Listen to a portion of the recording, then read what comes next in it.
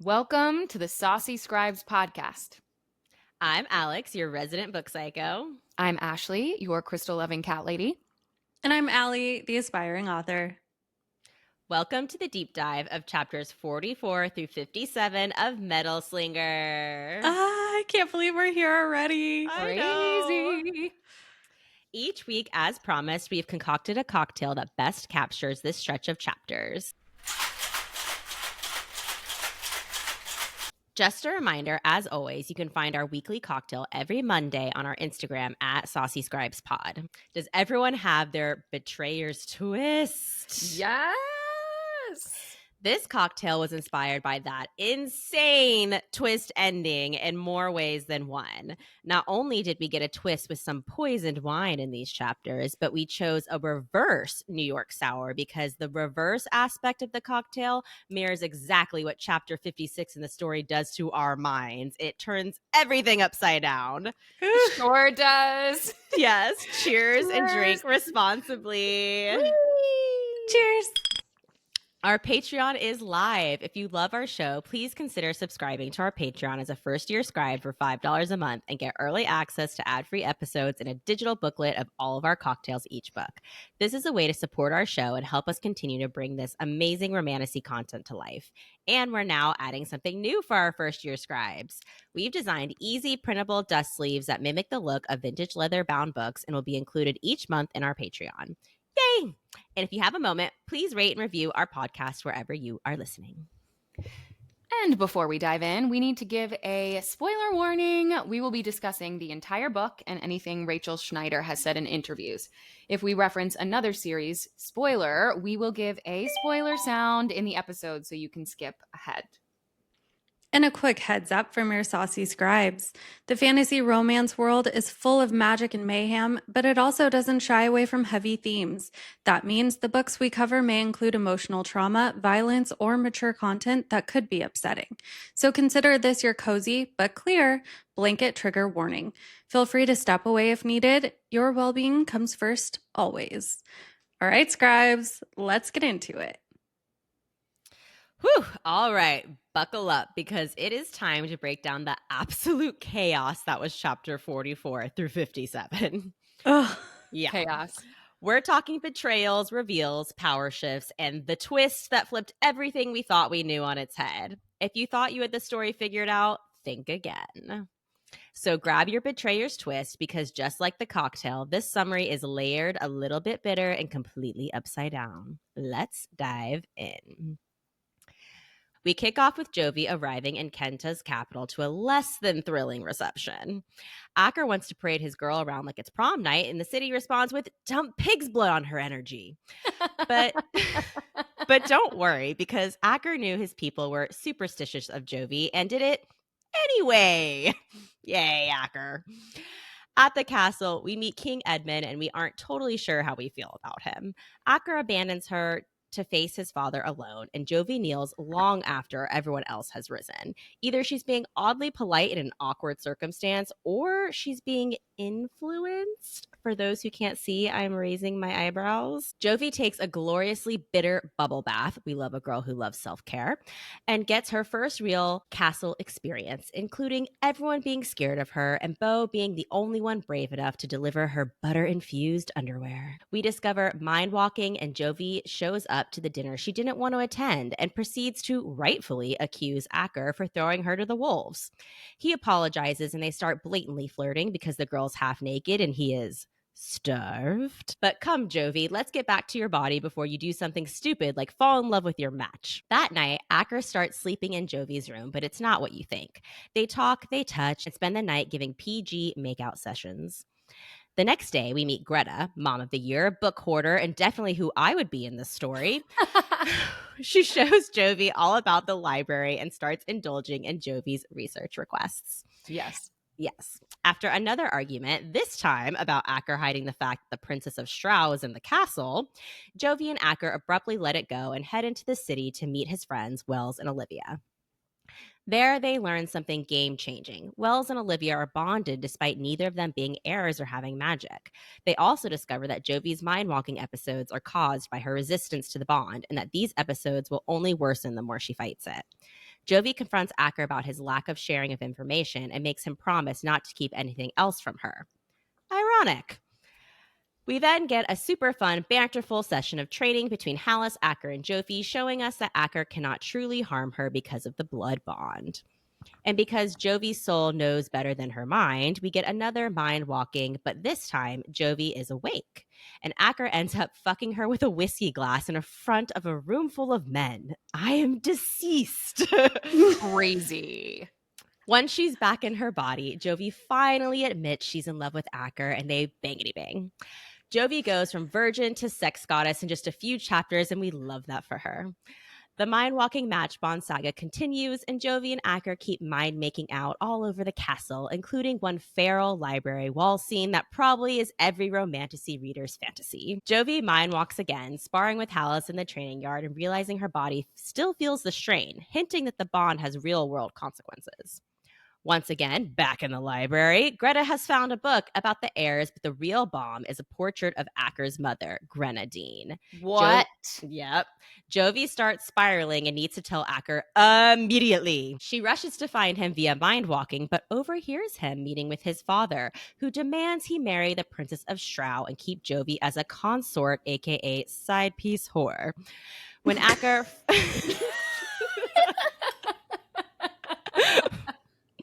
When Acker finally pushes back and says he could refuse, something shifts. His father sees the blood bond.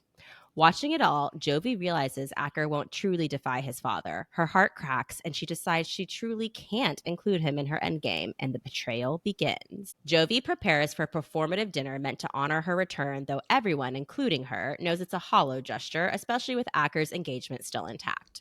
When Acker sends her his mother's pearls and enters the hall with Jovi on his arm, it's a bold political stand that fractures diplomacy with Strow and might be his first real defiance against the king. And then, the twist that no one saw coming, a flashback. Turns out, Jovi knew the whole fucking time about her heritage, about her magic, and it was a long con. Kai never influenced her. She needed to get to land, betray Acker, kill the king, and finish this rebellion. Woo! And we go back to the present, and Acker proposes. Jovi poisons the wine, and Bo is in on it. Messer shows up and kills all the guards. We're all screaming. Jovi wrangles a Magi collar to Acker's neck. Jovi pleads for Acker to usurp his father. Feeling completely betrayed by Jovi and his sister, Acker declines. He enacts the life debt that Jovi owes him, so Jovi stabs the king in his magic source, feeling the magic leave his body but sparing his life. And just when we think it's all over, Jovi tells everyone to escape as Acker chases after her. He gives her one last heart-shattering kiss and then slaps her across the face. The blood bond nearly kills him and her and all of us. And all of us. And that's the end of Metal Slinger. But don't worry, we're not done yet. Because if you think the surface was dramatic, just wait until we start pulling at the threads underneath. That's right. It's time to open your notes, summon your inner oracle, and dive into the deep end. Welcome to Threads of Theory, the part of the show where we untangle foreshadowing, trace hidden lore, and spin wild, possibly unhinged theories about where all of this might be headed. We're unraveling the story one thread at a time, and trust us, it's about to get twisty. Let's follow the threads. Okay, ladies, we finally make it to the capital of Kenta, and the welcome is complicated. Acker's father sends a fancy carriage to whisk Jovi off to the castle like some royal concubine, but Acker shuts that down real quick. He's not hiding her. He is proud of their match. Cue the swoon. Kind of. But the people of Kenta? Not so much. They're superstitious and freaked out by Jovi, treating her like she's the second coming of doom. Like literal tomato throwing levels of fear. Did anyone feel Game of Thrones, like the Walk of Shame Yes. while reading this? Yes. 100%. Shame. Literally, Acker may be all in, but Jovi's getting pelted with produce and paranoia. And here's the real question. Was Acker right to make that call for her? Shouldn't she have had a say in walking into all of that mess? I mean, Yeah. abso-fucking-lutely. He definitely Crazy. should have told her. He should have told her, and I don't feel like it was the right call either. No. Yeah. Well, I mean, I don't know.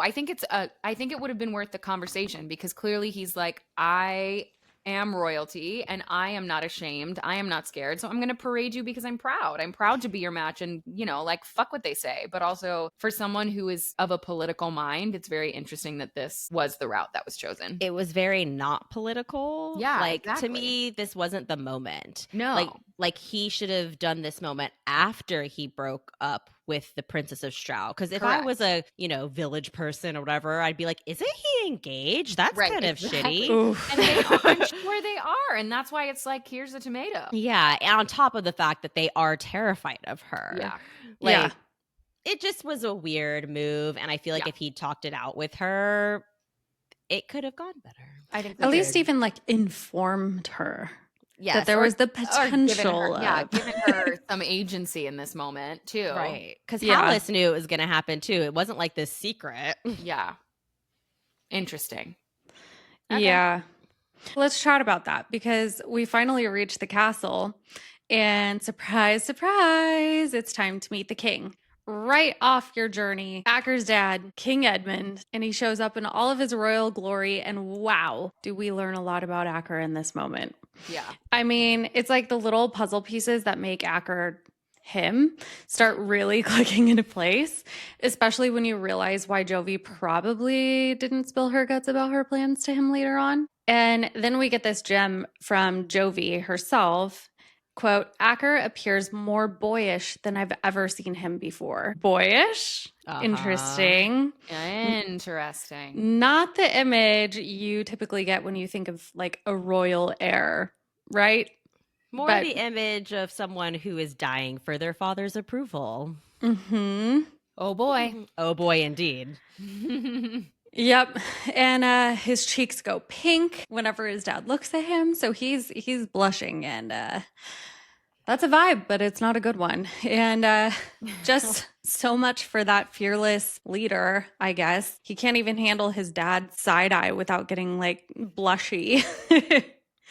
And the kicker to that too is that Acker doesn't seem to mistrust his father at all. And I mean, at least that's how I read it. He totally Right. just came up and took his place and was just, yes, sir, I do what you say. And honestly, it makes you wonder, did this kind of cement Jovi's hesitation on trusting Acker? I think so for Yeah. sure. I think so too. The like I love him, but I can't tell him my secrets thing, you know? Mm-hmm. Well, I'm Totally sure- solidified. Well, I'm sure she also was eager to watch him with his dad. I'm sure if she had seen any type of defiance of like, oh, I don't get along with my father, she would have opened up to him about like, Right. oh, we agree, your father's a monster. Yeah. Like Mhm. we Especially can be on knowing this what together. we know now. Yeah. Especially Exactly. knowing- yeah. But unfortunately, she sees that he is blinded by love of his father to all of the evil shit that he does. And admiration. Yeah. And it sucks. It really sucks. Ugh. Yeah, I completely agree. She's standing there and she has to bow, and she kind of figured that out in the moment, which was awkward enough as it was. But then as she's bowing, we later find out that she says that she felt influenced to kneeling longer before the king after everybody else got up.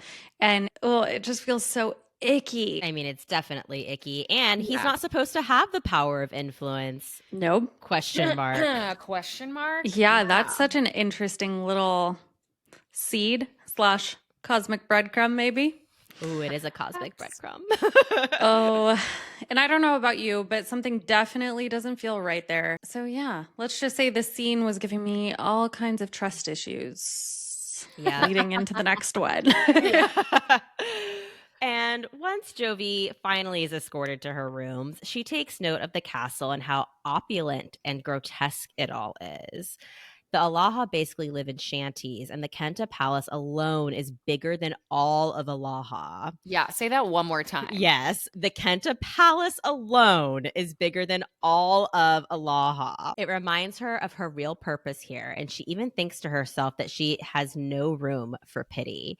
It's a strange thought until you know the reason she's pitying herself is because she knows she's going to have to betray Acker for the greater good. She's literally thinking, I gotta man up and do this because this is bigger than me. Yeah. Which, Yeah. I know. It's like she walked through that door and had such a like self-check-in time. Yeah. But I do love that she's a princess who's like, I don't need riches and jewels. Fuck all of that. This is gross. Yeah. Mhm. We Fuck love the her. patriarchy. Okay. Yeah. Yes. I love, though, that she stops feeling sorry for herself the first time she takes an opulent bubble bath. I mean, we must. Because Listen. she never got to do that in Alaha. They don't have the means to do that. And That's she's right. like, wait, hot water coming into a tub? Hot water, bubble bath. Let's Which- fucking go. Which hilariously is also like the 10th time I've read that in a romantasy novel where like the heroine has never experienced warm, hot, like out of the wall bubble bath before. And they're like, Yeah. oh my God, what is this? What is this indoor plumbing? It's amazing. It's so good. I love that that's weirdly a trope that we didn't know we needed. So strange. Indoor plumbing. Who knew? Who knew? But Bo is waiting for her in her rooms and brings her clothes because all of the other servants are terrified of her. Classic. And we got our mention of butter underwear, which we all texted about at length while reading this and decided if you don't have butter underwear, then what are you even doing with your life? Yep. I The don't know why. softest thing she's ever put on her skin. I'm like, yeah, I need that as well. Yes, like, absolutely. Yeah, I need some like bamboo silk panties. Where are they? Absolutely. Yeah. mhm. So Jovi declines to join anyone at dinner, and Bo's just fine with that. Do we feel like, though, Jovi should have gone? Was this a bad political move? Well, as we discussed in the last episode, she is not politically intelligent, I think. She puts her own needs above the political Game. Yes, Yeah. thank you. Yeah, I agree. I mean, I think if she was being smart and politically minded and being like, I need to win over the people. So when I take over this kingdom, Right. they're not fucking scared of me. She should have gone to dinner and started schmoozing and doing all those things. Yeah. Like, look, I'm not a glowy monster. See? Exactly. I'm not a glowy monster. Oh, Well, whether she's into it or not, Jovi gets yanked into this royal dinner half naked and basically a ghost version of herself thanks to the intensity of her bond with Acker. And when she finally gets a sliver of privacy with him, she lets him have it about how everything went down when they arrived in Kenta. And honestly, she's right. And we're all on her side here. Yep. To his credit, though, Acker owns up to it and apologizes. Okay, growth king. Yes. Now look, Acker can absolutely be a bit arrogant and short-sighted, but at least he knows when to say, yeah, that was on me. And fingers crossed we see more of that energy in book 2. Agreed. Mhm. Otherwise, they're not going on a forgiveness journey. Yeah. Yeah, exactly. Yeah. Forgiveness. But at the same time, is more than saying sorry. Yes. I love that you knew exactly what I was saying. oh my Of goodness. course, one of the best movies of all time. Okay. We're in our PJs. We're drinking cocktails. We're It's saucy. we are saucy scribes. But in this moment, he also does remind her of a pretty harsh truth that nothing about their lives is simple or fair. She's a princess. He's a prince. There are strings and expectations neither of them asked for. Wah, wah. Doesn't make it okay, but it does complicate the chessboard of it all. Then we get a little flirtation feast. Yes, please. And Jovi heads back to her rooms. We suddenly get this trippy sequence. She sees rabbits on the stairs, ends up in a glowing greenhouse, and hears someone whisper her name before she finally wakes up in her own body. Like, what? Mhm. Hello? Is that her Mhm. mom? her mom's magic, some kind of inherited dream-walking gift. What the fuck? So many I questions. totally think that this is her mother's gift. I do too. But did 'Cause she when- inherit it? Like, what's happening? No, I think it's her mother's solely gift, because when she goes to call her dagger, her mother Mhm. does something similar where she like reaches out and like grabs her arm, and she Yeah. sees her and talks to her, which, you know, I don't think other people can do. I don't think that's a Yeah. normal thing, because Bo is very startled by that. Yeah. Mhm. And I think here her mother's trying to talk to her, which makes me think that her mother's been in on everything from the beginning. They've like somehow been talking the whole time. I don't Oh know. my God, just like active projecting. Just crazy. And Ah! also, it goes back to the whole, like how she says, ding rabbits. And then General Samasu also said, ding rabbits. And I was like, oh, that's juicy. And then she sees rabbits. And I'm Yep. like, the I mean, rabbits. I mean, here we go. Well, because she's not supposed to have any memories from before she was 7. So why does she keep saying dang? Allegedly. And exactly, allegedly. But if she's been in communication with her mother the whole time through astral projection, and her mom says dang rabbits all the time. That's trippy. Interesting. Mm-hmm. Okay. Oh, and of course, Acker has to make his grand entrance, right? Yeah, of course. He just strolls on in into Jovi's room like it's no big deal after the royal dinner where he probably had a couple little bevies. And what do we get? A very intimate moment between them. She's finally letting herself go there with him, finally giving in, truly into Acker. She's the one initiating contact now, which is like a whole vibe, and I'm proud of her. Look at her go. Let's go. But then Acker drops the bomb. While he gets why she might be feeling some type of way about their connection, he doesn't want the entire kingdom to see her as his dirty little secret. And that's a quote. Because now remember, he's betrothed to the Princess of Strau. And if you can't see me, I'm giving a big ol' eye roll here. I mean, I get his point. He's got the kingdom to consider and everything, but like, dude, really?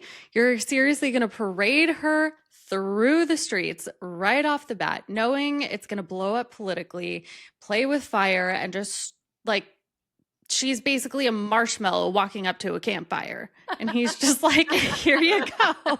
Also, I would just like to point out how fucking rude that is to the Princess of Strau, who he actually says he enjoys his time with her and that they're friends. It's just so rude. It's And so rude. she's there. She's It's- there. He yeah. has said that he spent summers there and that she's nice and that they have a familial relationship. That He's lovely. yeah, they're not evil people. I'm turned off by this. Yeah, and his absolutely. like, I understand that he doesn't want her to be a secret, but there's a way better way to handle it. And Yes. breaking off your engagement is the first fucking step. Absolutely. Agreed. Yeah. And of course, Bo has to come crashing into the scene like a wrecking ball the next morning. I love her so much.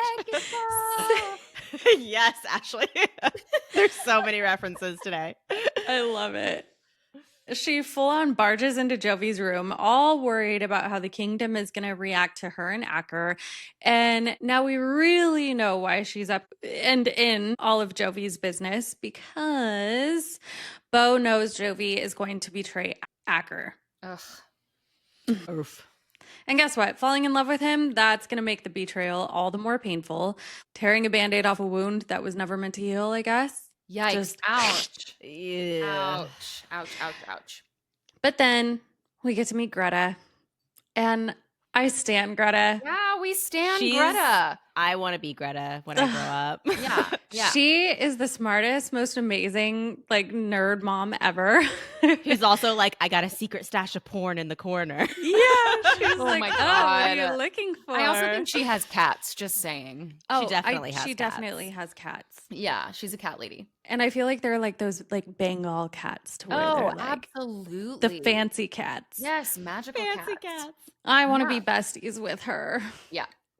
But okay, hold the phone because Jovi notices Greta is wearing this necklace that is made of Magi stone. And hold on, because this is where things start to get a little bit spicy. What is the Magi stone, you ask? Well, guess what? It doesn't even exist in our world. Nope. And here's the twist. Google said nothing. The Princess of Strau, she wears a Magi stone necklace too. I clocked that so fast. Interesting. What are the odds, eh? Well, And then I feel like we're just going to keep saying this. It gets juicier. In the final chapter, Jovi finally puts the Magi stone collar on Acker to block his powers. Block his Yep. powers. And why, you ask? Oh, you bet you're going to find out. What is so special about the Magi Stone and why it has the power to mess with Acker's abilities? My guess is that we're about to get a major power struggle, and the Magi Stone is at the center of it.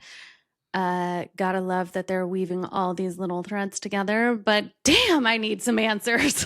yesterday. Yesterday. I mean, we do get like a little bit of talk about how the king is really paranoid and a lot of people who are visiting have to wear these collars who suppress their powers. But Greta is not visiting. The Princess of Strau, I would not consider a visitor. No. Like, why are their powers being blocked? Yeah. Okay, I do have to say though, in my head when I was reading this, I was like, though, I do actually like that they're like nice little pieces of jewelry and not just like these obnoxious like iron colors. She's like, at least they made it fashion. At least I look nice while I'm being controlled. Oh boy, Allie. Oh boy. Well, if you're going to have no agency over your life, at least you have a jewel. Exactly.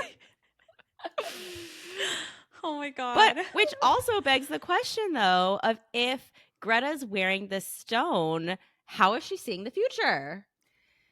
Right. Or is she wearing the stone? Maybe she's wearing like a fake one. Ooh, I like that. Wait, say more. Why would she be wearing a fake one? Because she knows her husband is evil and she swapped it out for a fake one so she can still have visions and help the kingdom. And he thinks help her daughter. But do you think though that like the king or whoever, they know if it's actually a legitimate stone or not? Like when you're looking at a diamond and you're like, oh, that's a real diamond, or oh, that's Swarovski. You know what I mean? I mean, I doubt he's getting out a magnifying glass. Yeah, but can he feel it? Is it powerful? Can he We feel don't know. the influence? Oh my gosh. Or We can have so he many feel the questions. lack of power? Exactly. Like can he feel that she has her powers? We also don't know if you can take this off yourself.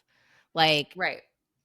Is there a key involved, or is there like some kind of magic component where whoever puts it on is the only person who can take it off? I'm thinking spoiler warning, Thrones of Glass with the like obsidian collars and rings that they all wear. That's what I was thinking. Yeah, honestly, they're rings. very hard to get off. They have to be like destroyed. You can't just like reach up and be like, oh, I feel like taking this off now. Otherwise, the story would have been a lot easier in some points. It also does make me wonder because obviously Jovi is holding it before she puts it onto Acker later on. So does it only activate once it's like clasped? Oh, maybe. Or does it dull her powers perhaps? Like whoever's like holding it? Right. Like in our previous book. That's an interesting question. I think we're going to find out next book. Hopefully. But I like all of our questions and where we're going with them. So many Me questions. too. So while Jovi's in the library, we get a few important mentions from books she's reading about heirs, their powers, etc. Greta says many of these books are forbidden. Why are these books forbidden? Because of the king? Capitalism. And she's in her little like she's in Greta's little hidden library too. Exactly. First of all, that means Greta clearly doesn't trust her own husband because she's hiding shit from him. Yeah, of course. And second of all, some of the books she's hiding don't feel like they should be forbidden context. It feels very spoiler warning, fourth wing of simple text. Why are they like in this royal vault library? Yeah. You know what I mean? For instance, the record of the powers of the heirs. Why isn't that allowed in the plain old library? Seems like a weird thing to hide. Yep. So Jovi reads a book claiming that each heir only receives one gift. Warning, warning, foreshadowing. Neon sun. That is definitely not true. Yeah. It can't be. It can't be. Well, first of all, it can't be. And because she finds a book that says that that's the truth means it's definitely not true. Like it just does. It also states that heirs get a single bond each if they're lucky. We later learn that there are other types of bonds other than a matching bond. So, do we think that this could be foreshadowing of Jovi and Acker not just having a match bond, but also having another type of bond? She mentions something called a mind bond in a few chapters that has little information on it. Of course, it has no information on it. And we learn from Wells that seeing out from each other's eyes is not a matching bond thing that they've experienced. So, do we think that they also have a mind bond? Abso-fucking-lutely. Or no, because he can do it. Because I was going to say, what if that's a gift from her mom? Like, what if that has nothing to do with their bond at all? But he can do it too. No, he can So, do it too. No, yeah. It's Never definitely mind, my scratch that. Yeah. But she says in the book later, there's a mind bonded pair in history that could like share each other's minds during battle or something like that. And I just feel like this is extreme foreshadowing of it just not being a matching bond. Totally. I agree. Yeah. Yeah. Well, later that night, because of course, we get another Jovi and Acker fight.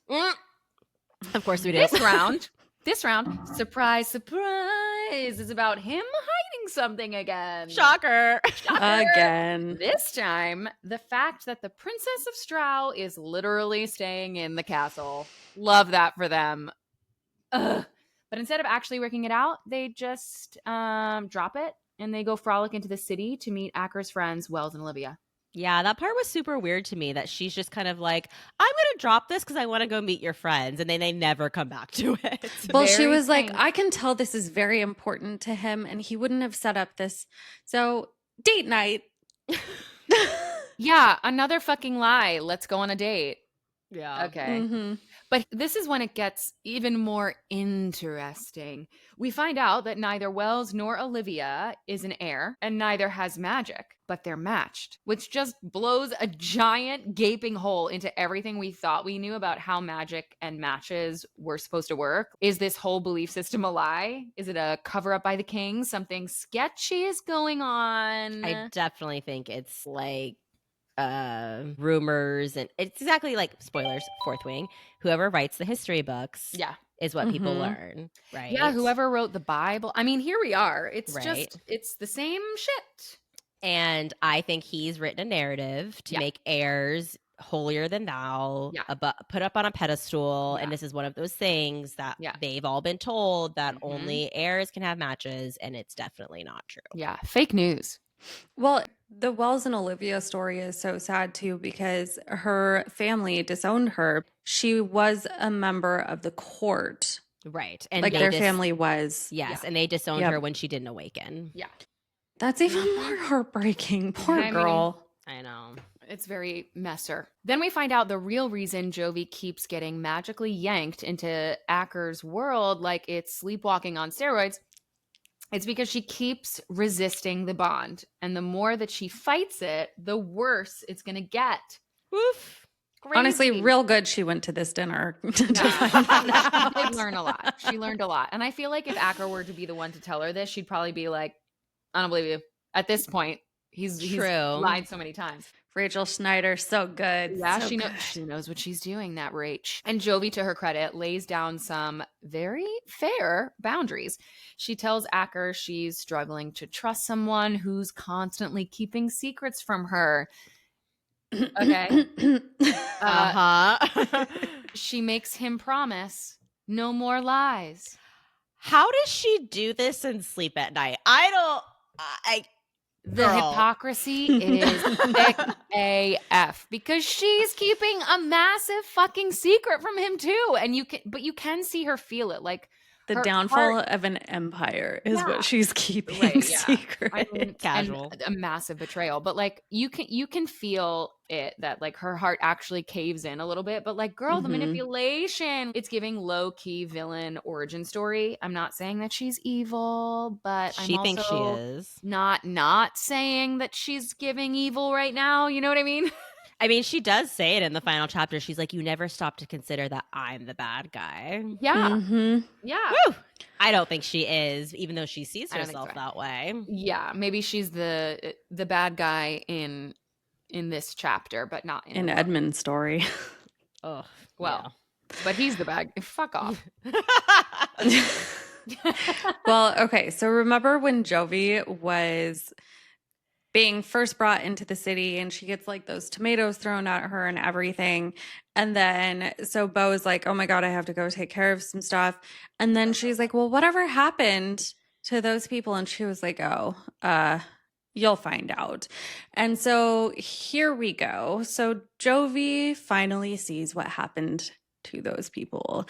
She sees the horrifying cages that are hanging along the castle wall. One of them had his child crying outside of it. And then she also finds out that these people are mostly the people who don't disclose their gifts to the king. And their punishment, death by cage, I suppose. And holy shit, that's a red flag. Just so many literal hanging red flags just everywhere. Oh, for sure. When I read that part, the first read, I was like, the king seems questionable. Like- Yeah. It's like just heads on a stake outside, essentially, but it's worse. It's giving Handmaid's Tale. Oh, yeah. Yeah, I could see that. No. I mean, and the punishment is death? Come on. It's just like, for not disclosing that you have magic that's a steep punishment. Well, if he's trying to control all when of the your magic magic in is the going city, unchecked. Yeah. well, that's what he wants. He wants to be able to know who has magic and who doesn't so that he can control them. Mm-hmm. Yeah. Well, before we dive too deep into that mess, we get a bit of light banter and training with Hollis, Acker, and Jovi. And then plot twist, Acker can't strike Jovi because, hello, the blood bond he made to protect her. But, oh, dun, dun, dun. You know it's about to get interesting real quick. I do love this little scene that's just teasing at the foreshadowing of like, ooh, when they hate each other, he's not going to be able to hurt her. Yeah, if there were a time when he wanted to hurt her, it would also really hurt him. Exactly. And then we get some more learning because, you know, we're always in the fucking library or in her room some more reading. learning. Yes, Some we more love to learning. learn. We love to learn. Jovi finally We love an learned. educated queen. Jovi finally learns that there's a difference between a blood bond and a blood oath. So what she thought, she thought Acker was giving a blood oath back with General Samasu, but that's not what was happening. And now she understands why everyone was freaked the fuck out. So it wasn't just an oath allowing him not to lie, but a bond that would literally have killed them both if he was lying.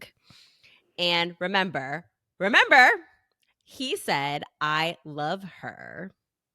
So now Jovi is completely convinced that Acker actually loves her, even though he's said it 1,000 times. Oh my God. She's like, it's not a ploy.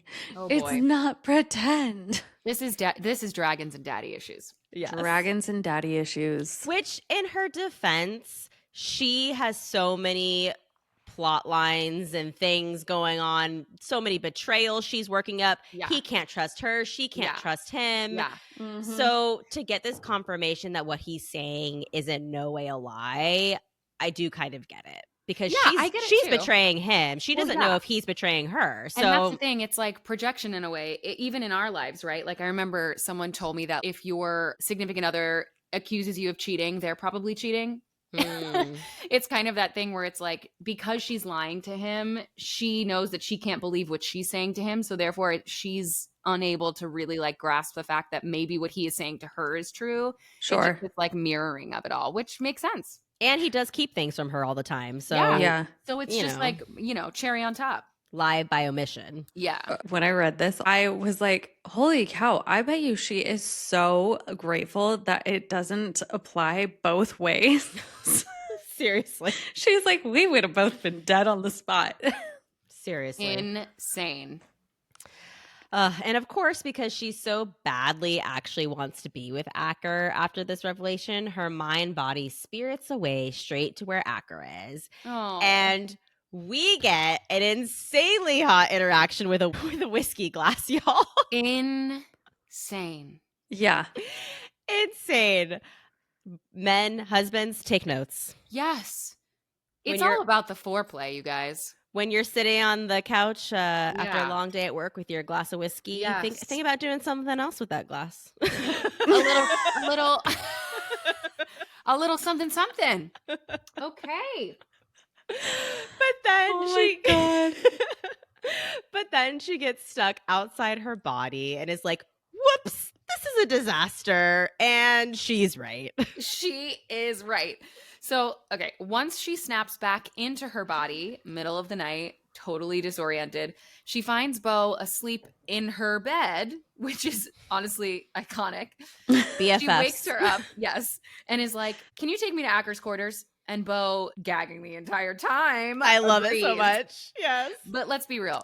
They both know what this means. Jovi is finally about to stop fighting the bond. And then, hello, we get the first hot bangity bang bang bang, baby. Bang bang. Yes. Jovi fully admits that she is in love with Acker and probably has been since that night they swam under the stars. Who wouldn't be? Ugh. Oh, seriously, I love that part. But she finally lets herself feel it. And listen, for a girl raised under super strict no touch rules who barely had a PG rated kiss with her last boyfriend, she goes like full steam ahead into sex with Acker like it's the most natural fucking thing in the world. Is it slightly unrealistic? Yes. Yes. Do we care? Absolutely No. not. Because it's hot, it's emotional, and it's been building. We've had like how many pages of foreplay of like, come on, you guys, let them have their moment. The tension, the building tension. That's what we love. I do love that it's literally like she has zero hesitation of like, me and Kai have had like pecks on the cheek, and now I know exactly what an orgasm is. I'm all in. All I needed was a whiskey glass. Yeah. See, all we ever needed, ladies, was a whiskey glass. Well, I can say though that I do appreciate that I felt like he was very tender and gentle, and I felt like that was very nice. I don't know, it's what you want to see or read. I guess it is. It was It is. It's zero. also what you want, ladies. Yes. Yes. I also love the part where he says that how he wishes it wasn't her first time so she could actually enjoy it. And she's like, no, you don't. He's like, yeah, you're right. I don't. No, absolutely. Also, he was like, "Is this your first time?" Surprise, And she's surprise. like, "Duh." Like, you know about the Aloha, dude. Remember all the rules? Yeah. Yes, it is, of course. Okay. Crazy. So now, after that steamy scene, Jovi's in the library Of course. again. We're bookish. Yeah.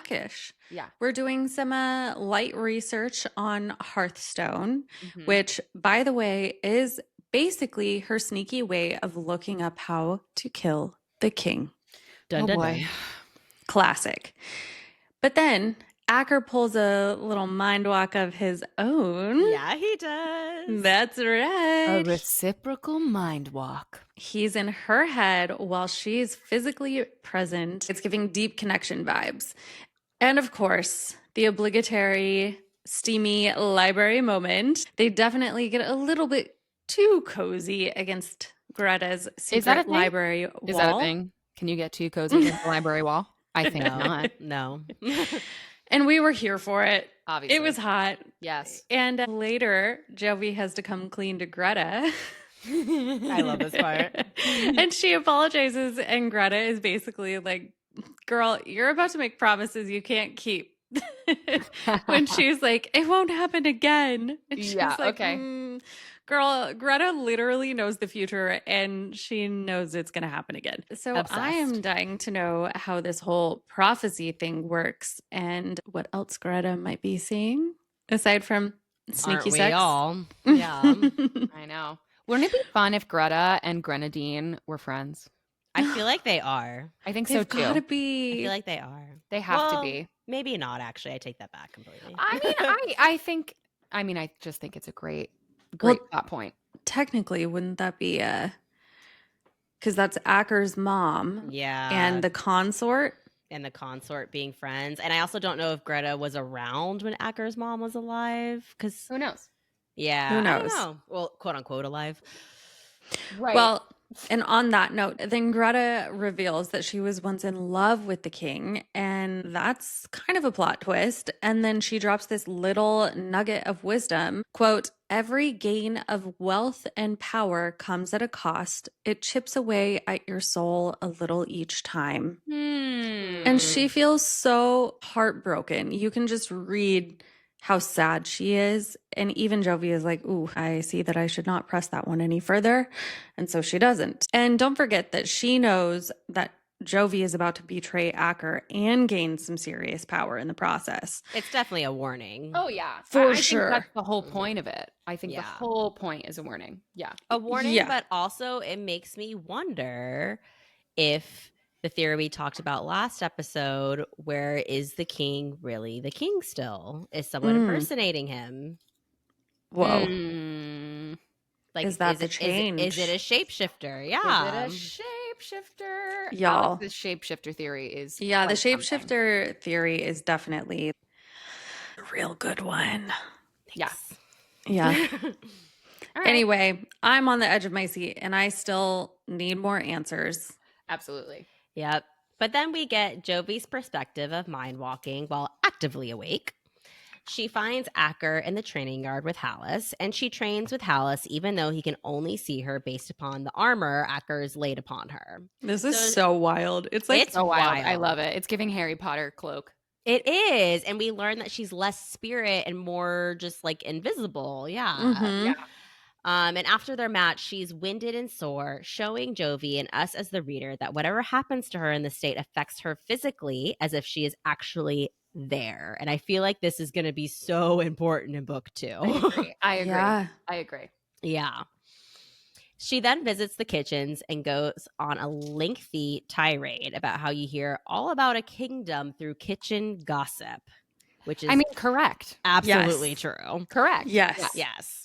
And the gossip she hears is everything under the sun, but her takeaway is that the kingdom is more loyal to Acker than his father. Interesting. Which also does make sense. It Correct. does. But it's Correct. also going to start supporting her idea of wanting to put Acker on the throne, which was not originally part of her plan. Mm-hmm. Yes. Also, just as a little nugget, do we think that this is when she gives Henry or whoever the poison for the wine? Because I think it is. Yeah, absolutely. This is her It moment. has to be. Yep. Because she was hanging out in the is the kitchen a moment. lot. Because Yep. even Bo had made a point to where she was like, God, I look for you everywhere and I keep finding you here in the kitchen. And I was like, I bet it's not just for the biscuits. Well, do we think Henry and the kitchen staff are actually in on it, or do you think she did it without their knowledge? They're in on it. I think there's at least one person. I think Henry's in on it. I think he head chef. So Bo is also close with Henry, which just screams like we have agreement on hating the papa. Yep. Jovi meets back up with Bo and Greta in the library, and holy lore bomb, Greta finally finds this mysterious book that she's apparently been hunting since the moment Jovi arrived. On the surface, she plays it off like it's about learning more about Jovi's mom, but let's be real, on a reread, it's totally giving I'm quietly investigating the king. Mhm. Absolutely. Yeah, so we find out that Jovi's mom was an heir, but her dad was a commoner, and their love story straight out of a romantasy novel. I would love a prequel book of their love story. We must have it. Miss Schneider. Come on, Rachel. Yeah, Yep. we have a Ma'am? request. There is a line that says, all thrones are held by usurpers, but he was the first and only to do it by love. I gasped. Like, excuse me, it's poetic and threatening at the But same also, time. what does that even mean? Like, So is it meaning that, like, if people are bonded, that the bond doesn't necessarily mean love, or no, what? it's just like she's saying that all thrones are held by usurpers, but normally thrones are passed down through familial lines. So Well, that's yeah. actually the opposite of what a throne family line usually means. So I feel Well, like there's a lot of weird backstories we don't have. Yeah, I agree. Mm. There's definitely like old powers that were in control, and then everyone that is on a throne right now somehow is Fought for it. Yeah, fought for it or Killed for stole it. Yeah, they Yeah. stole it. The book also says that the king is a fire elemental. But Acker tells Jovi that his dad was a metal slinger like him. So either this means heirs can have multiple gifts, which would be absolutely crazy, or Mhm. Acker's dad has been lying to him his whole life. Also not Wouldn't be ruling out. surprising. Yeah, but No. also like not But ruling out some how? kind of gift switching conspiracy thing. Like, I don't know. Ooh. Like, What if, sorry, hot ooh, theory. yeah, Hot we're theory. here. We're here. We're listening. What if Acker's dad's actual gift is stealing the gifts of others? I Yeah. thought about this. And that is kind of why Mm. he wants to know who has magic, and they have to declare it and tell him what it is, and then he can decide who needs the stone or who doesn't need the stone or like Oh my whatever God. it is. 100%. What And if he takes their magic before he puts them in the cages? Oh, oh, I mean, he maybe must. that too. I mean, It he must. reminds me of spoiler for the Fearless series for people who have read it. It reminds me of the main MMC's power where if whoever he's around, he absorbs their power and can use it. Oh, Yeah.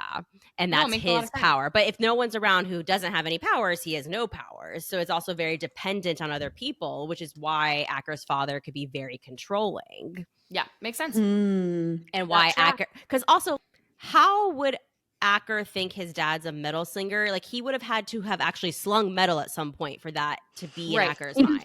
front of Acker. Yeah. Like, Yeah. it's not like he was just told that his whole life. He had to have actually seen his dad use his powers Yeah, at of some course. point. And he would have, if his dad absorbed his powers or whatever, took some of them at that point in time, he would have obviously seen that. Exactly. Also, it's very like blacksmith vibes. He's like, I'm fire, you're metal. I made you. Like, I made you. Fire, water. Yeah. Okay, but then, you guys, the shocker. Acker's mom is grenadine. My brain exploded. Actually exploded. Fucking love it. This was so insane. Yeah. And also why I feel like every single roses that we do, I'm like, my butt is grenadine. Absolutely. Like, Absolutely. Because why Also, was just she I so- love a cranky old bitch. She Yes. reminds me of the aunts in Practical Magic. Absolutely. Clean up your mess. Exactly. Yeah. So but they won't sell you out. Exactly. No, here's some rope. Put it on the kids. Put it around your neck. You'll be fine. Your mom, your aunt, gonna have fucking figure that out. Figure that out by yourself. So our cranky, nosy, your pet is a nuisance next door neighbor has been mommy this whole time. The layers. I love it. The possible betrayal, the possible protection, the possible spy energy. Mhm. Is she part of the rebellion? Is she not? Like, what is happening? Let's fucking discuss this. Did Jovi know? Does No, Jovi Acker definitely recognize didn't know. her? I don't think think either. No, That's no. true. Yeah, but I think yeah, go ahead. We discussed this like a little bit last episode, but Yeah. I actually think that she doesn't know who she is. She doesn't know that she's Constance. I think Ren kidnapped her.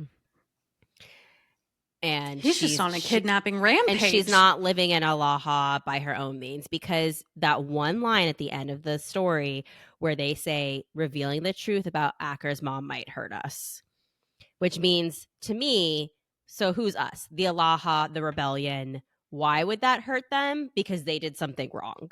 Yeah. And that wrong thing is kidnapping his mom. Yeah, absolutely. Do we think that Grenadine and Jovi came in at the same time? Yes. Yeah, Absolutely.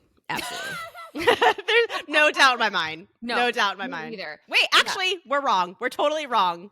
Wait, no. What do you mean? Because Oh no, because Acker's mom died when he was or 13. whatever. Yes, exactly. And Jovi disappeared when she was 7. We're wrong. Yeah. We're Well, totally So wrong. after? Yeah, Yep. but that's why I thought. Interesting. I think, look, the absolutely from us was that it's not a coincidence that this. It's not a ended coincidence. up like Yeah. absolutely not a fucking coincidence. But I think this is why I'm just kind of like, is there a thing where she chose this or chose not to remember but went there, or you know what I mean? Erased her memories on purpose. Yeah, like we've But seen that in she some books abandoned too. her 13-year-old son. Oh yeah, we I talked don't about this, didn't we? I Yeah, just we feel did. like But that could she be with doing an it for evil the man, greater a man good? that she knew was evil. Absolutely not. Well, yeah, this is Alex, the mom, No. speaking. But it's also, could she have known that this was going to be what it was? Maybe she was like, someone has to protect her, or Like, I don't know. want it to be that, and that she was like, I'm going to protect my son's match. But I just can't imagine her abandoning her son to a person she knows was evil. I agree. But what would his reason be for sending her off to the same place where Jovi is? I think she just got kidnapped. I think like it was just a whole Kidnapped for why? For what, you think? I don't know, just to get back at the king in another way. Yeah. Because he's the real villain. Yeah. I don't know. I honestly don't know. I don't know. Yeah. There's pieces of the puzzle missing. We have questions, Rach. So many questions. Okay. So of course, Jovi's first instinct is to run straight to Acker to spill the tea. Duh. But nope. As her mind self-rushes to him, he is in a lovely little meeting with dear old dad. And guess what? The king is laying it on thick, telling Acker that he still has to marry the Princess of Strau. And Jovi, well, he worked it out so she can just be a consort, aka a side piece. Ouch. And not only does the king get to play puppet master with his son's love life, but he's also doing it in the most cold-hearted way, because he's like, well, you have to have at least one heir with the Princess of Strau. And then after that, you can choose to be with Jovi secretly still. His father doesn't care for him, obviously, does not care about his feelings or his future. I am also just curious why he's pushing so hard for the alliance with Strau. Because he probably knows that Melee's against him, A. Yeah. B, how does he think it's going to fly with Melee for their heir to be a consort? A side piece? Like, how does he think politically that's going to go well? Yeah. Also, they Question had mark. the original agreement decades ago. Yeah. So then there comes the real kicker, because Acker, bless his heart, finally says that he could refuse his father, and the room goes dead silent. And in that moment, the king knows. He sees that Acker has taken a blood bond. How? That's my question. Is Yep. how? So what did he see? What gave it away? Is it something in Acker's eyes? Was it his posture? Because also Jovi is kind of like tucked away behind a corner, so she can't exactly see it, but she can definitely hear that there is heavy tension in the room. I wonder if the person who casts the blood bond can kind of like call the magic to the surface of his skin in some way, like the scar like illuminates or something. Like, I don't, something like that. Or maybe like, oh, like you know an what I bet aura. it is? Like I actually, can Bo see this? Oh, probably. But I wonder if it's too, because Bo they in have any proximity. Yeah, like to the maybe king it's right even now, more and the simple than king that. can Maybe hear- it's just a scar on his hand. No, but like that's what I'm saying. I Like think it's Occam's a razor. scar because he has healing magic, and if you have healing magic like in air, you heal automatically right away. We've seen it many times. Whenever they're on land, they basically heal super fast, which means every time you get hurt, you most likely doesn't leave a scar. Which means if you have a scar, it's probably a type of magic. Would be my guess. Okay, I'll buy it. Yeah, because there was something else. Oh, his V. Yes, the V was done with His Hearthstone. V. His No, V was done with not that Hearthstone. V. Or is it that V? This scene is so painful on so many different points, because on the one hand, you can tell that Acker is truly fighting. He, I think for the first time ever, is actually standing up to his dad, and his dad is not having it at all. But Also, Jovi's heart is breaking. And I think we can actually feel that. Even though she has this ulterior motive, it sucked. It sucked hearing that she was going to be a consort. And I think that was also the nail in the coffin, that she has to betray him. She can't drag him into her final plan. And so she has to do it alone. I mean, she's not alone. She has Beau. And Messer. And Messer. And But Kai. alone and as part of, when your significant other, when you're bond, you are doing it alone in that sense. Yeah. Yeah. I mean, this scene is really painful. Yeah. And I mean, we do give Acker credit. He doesn't want this. And it's also, there's just so many levels of crazy to his father's plan, though. Mm. First of all, like we said just 2 seconds ago, how do you think Maylee's going to respond with the heir and princess being a consort? Not good. Who has also been missing, by the way, for like 10 years. Not good. Additionally, do we think the Princess of Strow is going to tolerate that? No. But Or also her sounds family? like it. It sounds like it. They agreed to it. on. They already pre-agreed to it. Ugh. So she didn't, but her You're right. family did. Yeah. But second of all, Oh. this is a man who's grown up knowing what a match is, and he's denying his son his match. And also, Acker says he will be the only king in history denied his match. And his dad's like, well, you're not king yet. And it's like, but he will be king. Like, are you a dum-dum? Like, but also, that kind of makes me think that he does not plan on dying anytime soon. Oh, interesting. Yes. Which means, how long can he live? It's like, how long can he live with that air magic that he allegedly doesn't have? Or is stealing from people in the cages on the walls. I love that theory that he steals the magic from the people. Yes. Thank you. We've got some good theories, you guys. We really do. So, unknowingly to the reader at this point, the betrayal truly begins. Jovi's getting ready for a dinner party meant to be celebrating her return to the realm. But Jovi and everyone knows it's all a farce since everyone has ignored Jovi, and the king will not break Acker's engagement even though he is matched.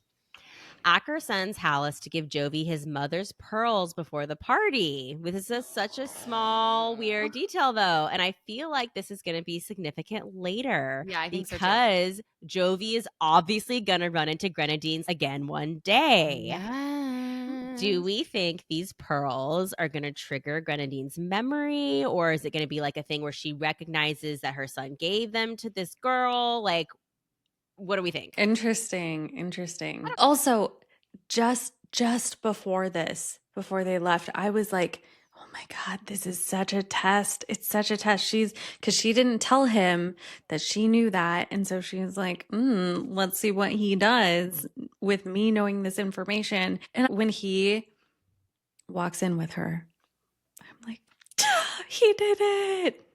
Unbeknownst to me yet, that the biggest plot twist was coming. I know. So he takes her into the hall, and the act causes the Princess of Strow and her parents to leave the dinner. And I think we can sufficiently say that it's probably ended whatever easy negotiation was happening between Kenta and Strow. Yeah. Yep. Okay. Bold fucking move, Acker. Okay. And I love that he just strides in with his head high. He's like, walk tall, princess. We're going. I also think it's genius because as the reader, you think this is like the big twist defiance. Yeah. It's the setup. And you have no fucking clue what's coming. No. Like I just said. Wow, you guys, buckle up. Because then we hit chapter 56. AKA the chapter that made you shoot off your couch, mouth agape, full body scream, excuse me? Literally me. Also, Ashley, literally me. That was literally my recorded video. Oh, that's right. I literally got up off the couch when I started reading chapter 56, stood up. Thank God my husband wasn't home. I started pacing around the room with my Kindle in front of my face, just going, what? Yeah. Yep. Same. I was like, fuck off. That was your video. Yep. Fuck off. Fuck all the way off. Okay, so guys, listeners, We flash back to Alaha, and everything we thought we knew gets turned on its head. Turns out, Jovi has known this entire time who she is. She knew she was Melee. She knew she was the Melee princess. She knew she had magic. She knew everything. We find out that she knew who Acker was. Okay, we find out that the explosion at the Kenta market, fully planned. It was meant to look like an accident. And Jovi, she was using Acker. Yep, using him to get to land, possibly to kill the king of Kenta. This was all part of the damn plan. Rachel Schneider. And remember how we were wondering if Kai ever actually used his influence on her or not? Well, plot twist, he didn't. Nope, not once. Their relationship was real. Any use of his magic was strategic and approved. Why? Because Kai is the actual leader of the rebellion. This whole story has been a carefully orchestrated plan from day fucking one. But we all scream, "Fuck me." Yeah. Okay, but this is a big but. What started as strategy clearly got a little bit messy because someone caught some feelings. Yep. Classic trope. Classic trope. Girl with a plan falls in love with the boy she's supposed to be playing, and now it's all exploding in real time. Okay, the reveal, chef's kiss, and also fuck all the way off Rachel Schneider. Fuck all the way off. I love it though. I mean, I loved it. I mean, it's great. It's so great. Is classic. Like, she's all that. You know, you got in with the plan. You're playing someone, whatever, and then you're like, "Oh, I fell in love, and all my plans changed." But you know what? They still had to happen, and now the person hates me. Oh. Boo. Boo. Love it. Unbelievable. Love it so much. All right, Allie, take it away, babes. And just when you thought that the twists were over, you're wrong, because buckle up. Here's another one. We find out that Jovi, yes, Jovi, has poisoned most of the people at the party right after Acker proposes to her. And I was over here just screaming.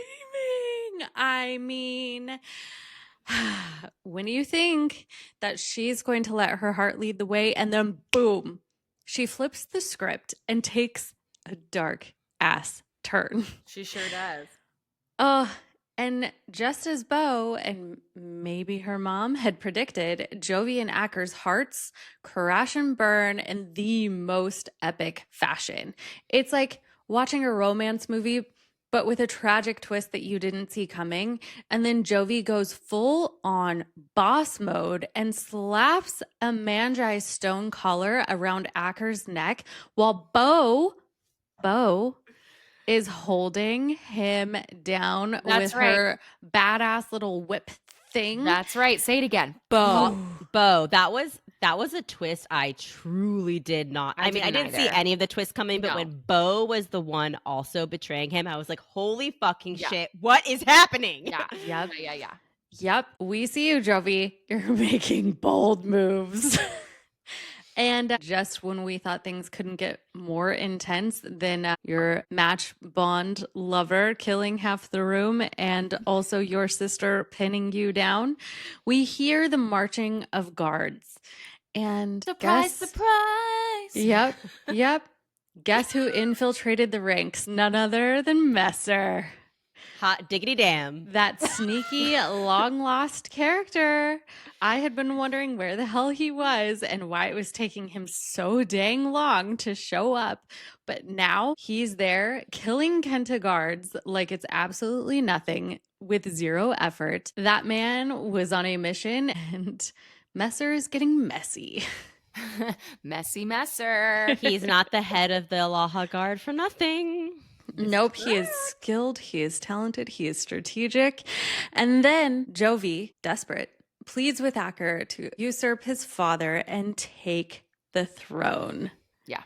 And guess what we learn? King Edmund is actually the one who has been inciting the war and was behind the whole attempted continental takeover years ago. And plot twist, much to add to more chaos, Beau is actually on the rebellion side. Wait, Beau. I just had a crazy theory pop into my head. Tell me. Oh no, indeed. So I keep thinking you're about to get there, but like they kill his magic, right? Mm-hmm. Where does it go? I'm thinking book 2. So if the quote unquote real villain Mm-hmm. just has his magic killed, how is he going to keep being the real villain of book 2? Correct.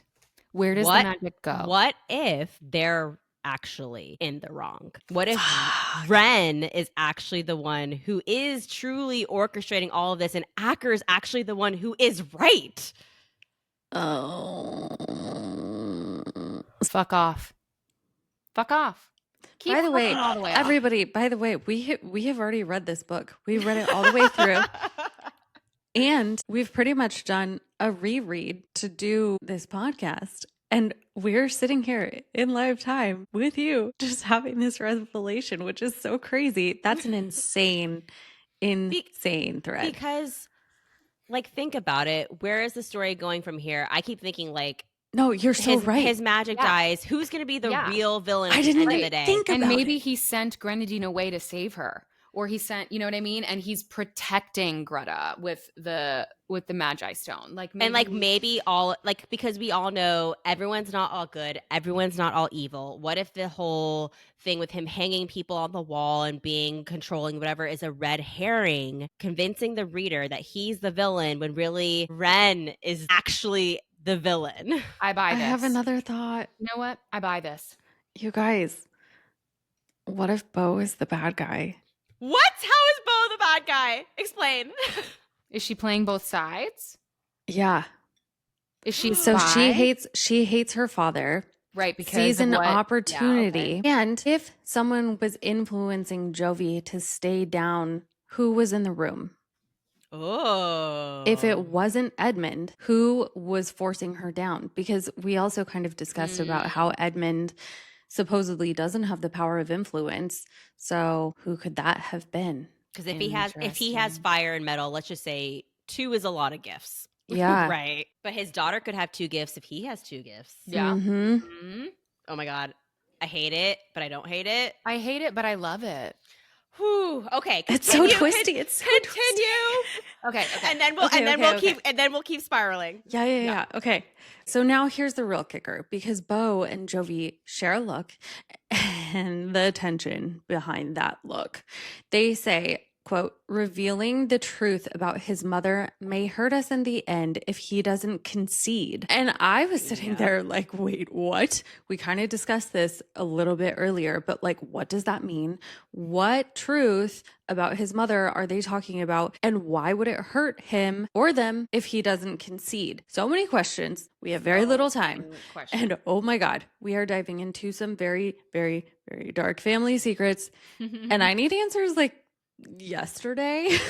I still hold with my theory that whoever the villain is in Alaha is the person who kidnapped Grenadine, which is why they think it will hurt them. Okay. Yeah. That's what I'm holding to. So then we also find out that Meili will be letting in the people of Alaha who do not want to fight into their territory, and that Meili and Royson have been aligned against Kenta the whole time. Mm-hmm. But wait, doesn't the kingdoms think that Jovi's mother killed the last king of Royson? How are they allies? Theories, people. And then that goes back to the thing that Acker was like, I don't know why he would have said that he kidnapped you, because he didn't. Mm-hmm. But he got killed for it anyway. Yep. Again, the influence. Who has the influence? Younger brother. Oh, and now his younger brother is the king, who is now aligned with Meili and Alaha. Mm-hmm. Which actually, I feel like supports the theory that her mother purposely had her kidnapped as a child to break the alliance with Kenta.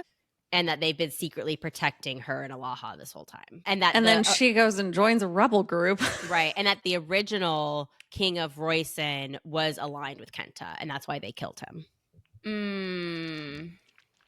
So basically you're saying he never actually said that he kidnapped her. That's just the story that they're saying. Yes. Ooh, that's interesting. Yes. And it was like their excuse for offing him. But even when you're talking about this stuff, I'm still going back to Grenadine. You're like, wait. We love Grenadine. So Grenadine. if all of this is that, then I mean, maybe it's just maybe it's this fantastic drink that we have tonight. But it could also be that quote that we said. It was revealing the truth about his mother may hurt us in the end if he doesn't concede.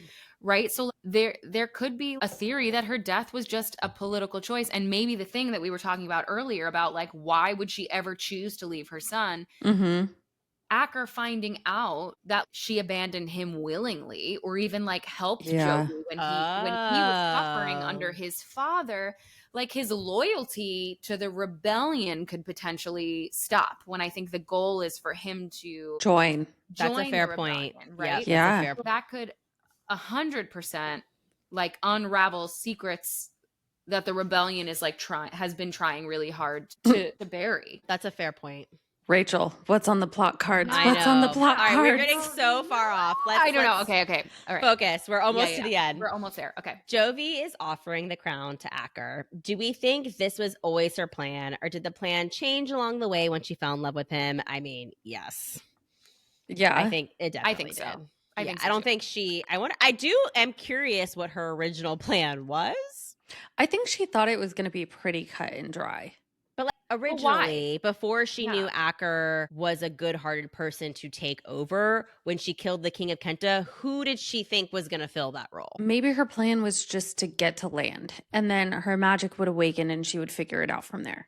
That's a terrible plan, but That's you're terrible probably plan. right. You're I'm probably going to be honest, right. though. She does not seem strategic at all. Very fair. Yeah, that's true. She's definitely lacking the foresight of any of these things. Yeah. I mean, but that's also what made this writing and this twist so amazing for us because we're like, that doesn't track. It doesn't track. Nothing tracks. Yeah. And it's realistic. Not everyone is good at everything. Of course. Yeah. So then Messer gives an offhand comment that you would think King Edmund was the one who held the power of influence and not Ren. Is and that Bo and Jovi gasp, and Bo whispers, "Black." And Jovi's face goes slack with realization. okay? What does that mean? So obviously it's the aura. So I think it's one of two things. It's obviously the aura. Yeah. I think either he has multiple gifts and he has the gift of influence plus being a metal slinger. Mm-hmm. I think black is deception. Or he has a mystery gift where I love this. This is my favorite theory, that he can take the gifts of others, which is why it appears like he has so many gifts. Right. Which would be, if I were thinking about it, that would be a version of black magic or like a forbidden sort of thing. Influence, that an influence that could overpower like anything else. Right. I mean, do you think that black could be like anti-light, right? So she's emerging as a light wielder and black might be its counterbalance, right? Like a destructive magic, like the dark forest, or black feeds all of that stuff, and somewhere like whoa, the king or whatever is trying to resurrect the power that maybe once was held everywhere. Like the dark forest was just our introduction to what might have been in the past. Also, I'm curious if his aura has always been black or if it's changed. Yeah, could she not get a read on him before? Well, so Acker's mom left when he was 13. She's not that much younger than he is. She would have been alive when Acker's mom, I think, would have been alive. Although we actually don't know how old Acker and Bo are, because with the whole heirs living forever thing, they could be like 50 years apart and we have no idea. Yeah, who knows? Right. Yeah, fair. Yeah. So I don't know if she ever saw his father pre-Grenadine disappearing, and I wonder if his aura has always been black, and I also wonder if that's why she's always hated her father too. She's always known something was wrong. Like, interesting. His aura is not right. Yeah, right. Because like if King Edmund was originally fire, right? Mhm. as the scrolls say, or whatever. When he was a kid. So Right, as the scrolls say. Yeah. but now has this like influence magic, then something maybe has shifted in his like magical DNA or whatever it is. So like maybe could someone have forcibly given him this gift? Did he steal it? Like maybe black is what happens if someone gives you something you're not supposed to have, or you steal it from someone. Ooh. And what like does that he's mean? practiced a different type of magic that's not gifted from Mother Nature, which is what's But caused his aura to go black. Right. And so light is what's meant to be given by the universe or Mother Nature or whatever. And black is like man-made. Interesting. The rebellion party gets cut short real fast because Kenta soldiers are en route. Acker straight up refuses to take his father's throne, like as expected. Our prince loves his drama. And then Messer, being Messer, gives the signal for the secret melee soldiers to slaughter. The melee soldiers are there with Messer. Yeah, and he gives the order to slaughter the 15 Kenta nobles in the room. Oh, there's no real turning back from that. But Acker stops one of them with just 6 words. You owe me a life debt. Okay. Basically, he didn't kill Kai, so now Jovi can't kill Acker's dad. Rules are rules. So what does Jovi do instead? Oh, just stabs the king in the chest with her Hearthstone blade right where his magic lives. Casual. So here's the question. Was that even the real king? Mm-hmm. Is his magic actually gone? Mm-hmm. And Alex's theory that Ren's a shapeshifter and has been impersonating the king of Kenta this entire time, like while Acker's real parents were hidden away in Alaha. Like, say more. It could be so many things. Say more. Many things. So many things. I have so many theories now. I don't know which one I love more. I know. Guys, Alex has read 1 million romantasy books, and she has 1 million theories to go along with all of them. Okay. The chaos breaking out. It's time to let Acker loose. Jovi tells everyone to run, assuming that he won't hurt her because of the bond. But plot twist, he 1000% chases her down. I don't blame him. I don't blame him either. Me either. Go fucking Acker. Here's his balls. You know what I mean? He corners her in the kitchen. And then what? First, he kisses her. But because of the Manji stones, their bond is muffled. And instead of feeling that match magic, Jovi just feels a void. Which is super interesting, right? Yeah. Yep. Foreshadowing. And then he slaps her. Yes, full stop. He slaps her across the face. I love you and I hate you. Mm-hmm. Blood started dripping from Acker's nose because the bond is literally retaliating against him for hurting her. He is breaking the blood oath in real time. He screams at her to run, tells her that if she doesn't, he'll kill them both. And then that's where the book ends. Fuck. Like, fuck off. Insert screaming here. I'm unwell. Actual screaming. I'm unwell. Literal screaming.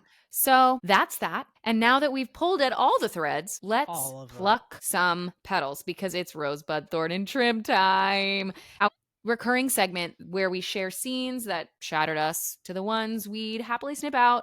We are laying it all out. Alex, what was blooming bright for you this week? Whew. Okay. I mean, obvious. I mean, maybe not obviously. No, it's obvious. It's obvious. My favorite part of this is chapter 56. Same. Like, absolutely. How could it not be? I have never read a book that has caused me this much strife on one chapter. And she has read so many books. So many books. And I will, if we're doing a comparison, spoiler sound. ACOTAR chapter 54 and 55 have a similar our resident book psycho knowing just the knowing exact the chapter chapters. number.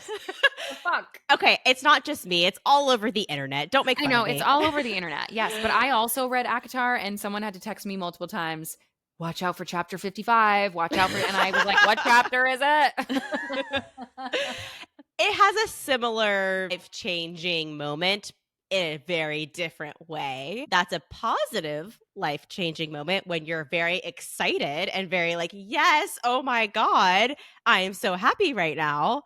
Chapter 56 in this book, I love that they're both chapter 50 something, by the way. Yeah, that's so interesting, right? It's so interesting. It is equally as gratifying and almost better because it makes you so mad. It's almost more more ferocity and emotion because you're just like, what the fuck just happened? Absolutely. Quite literally. Absolutely wild. Quite literally. And I know I've read a lot of Reddit articles. I've read a lot of comments on Facebook on those things. I know there are some people out there who feel like there was not enough foreshadowing for this twist. They feel like it was too far out of left field. They feel like it wasn't supported by the writing.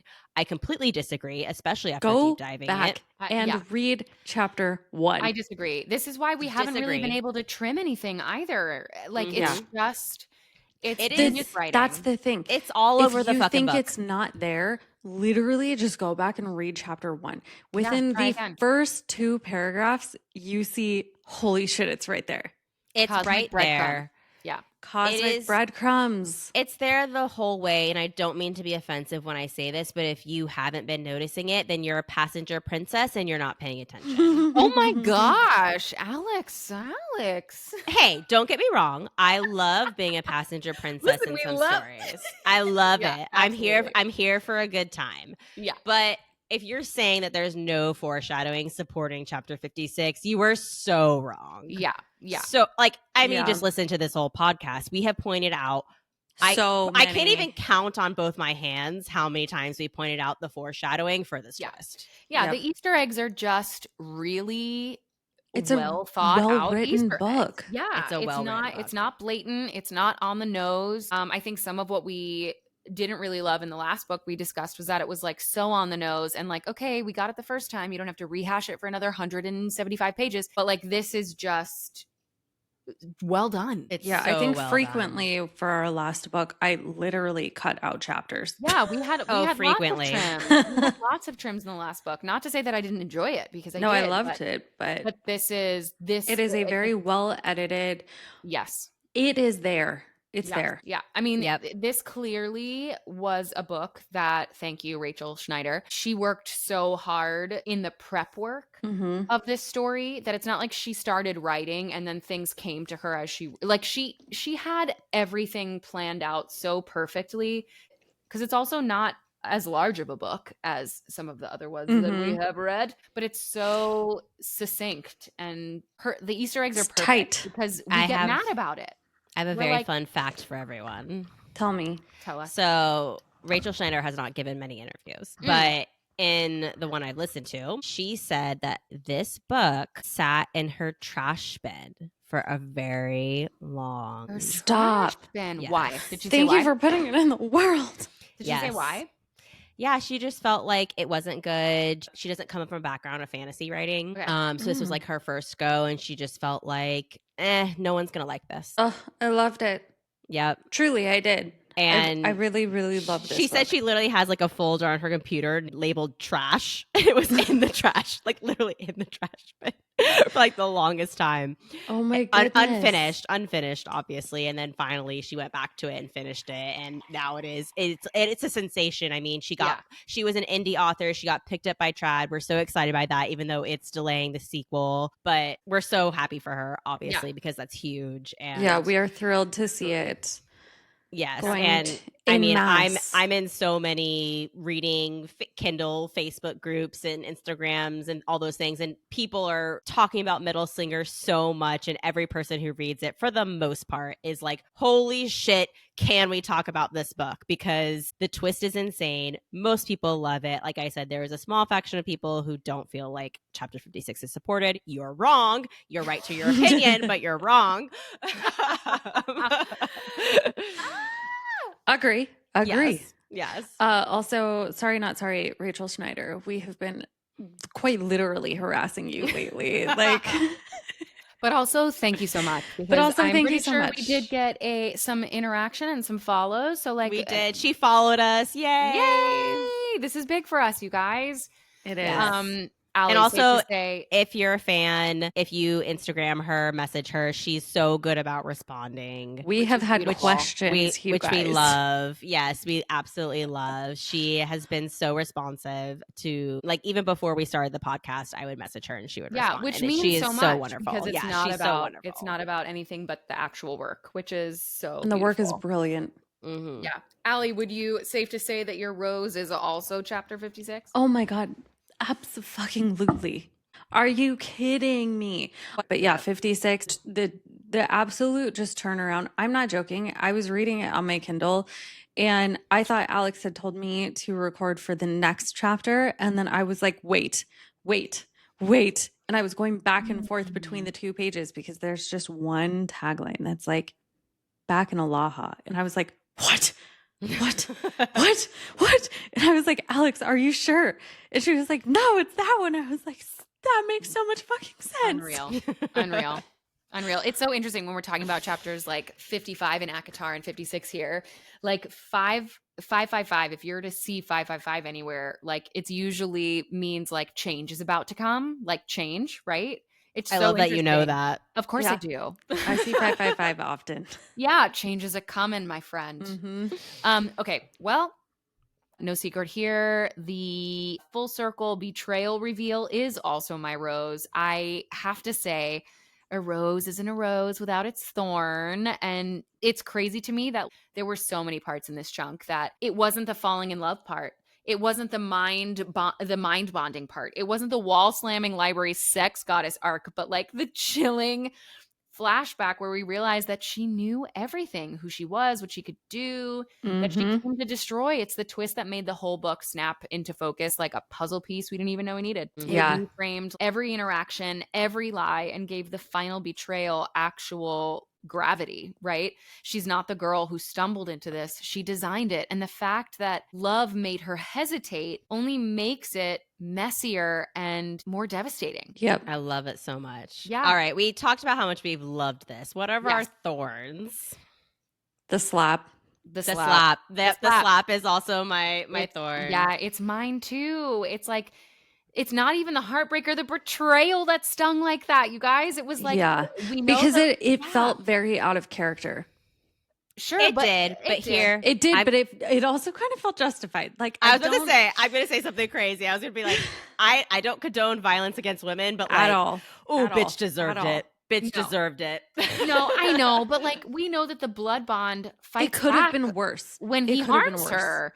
And like it doesn't undo the fact that he chose to hurt her, but the last intimate moment in this book is violence and fear, and it lands so hard. It just like complicates the love story in so many ways and makes us question what Yeah. the redemption arc could even look like in a book too, and sort of like leaves us shattered and sort of shocked and like what alongside of her. So we actually can't romanticize the end of this romantasy book in that moment because it's like raw and it's ugly.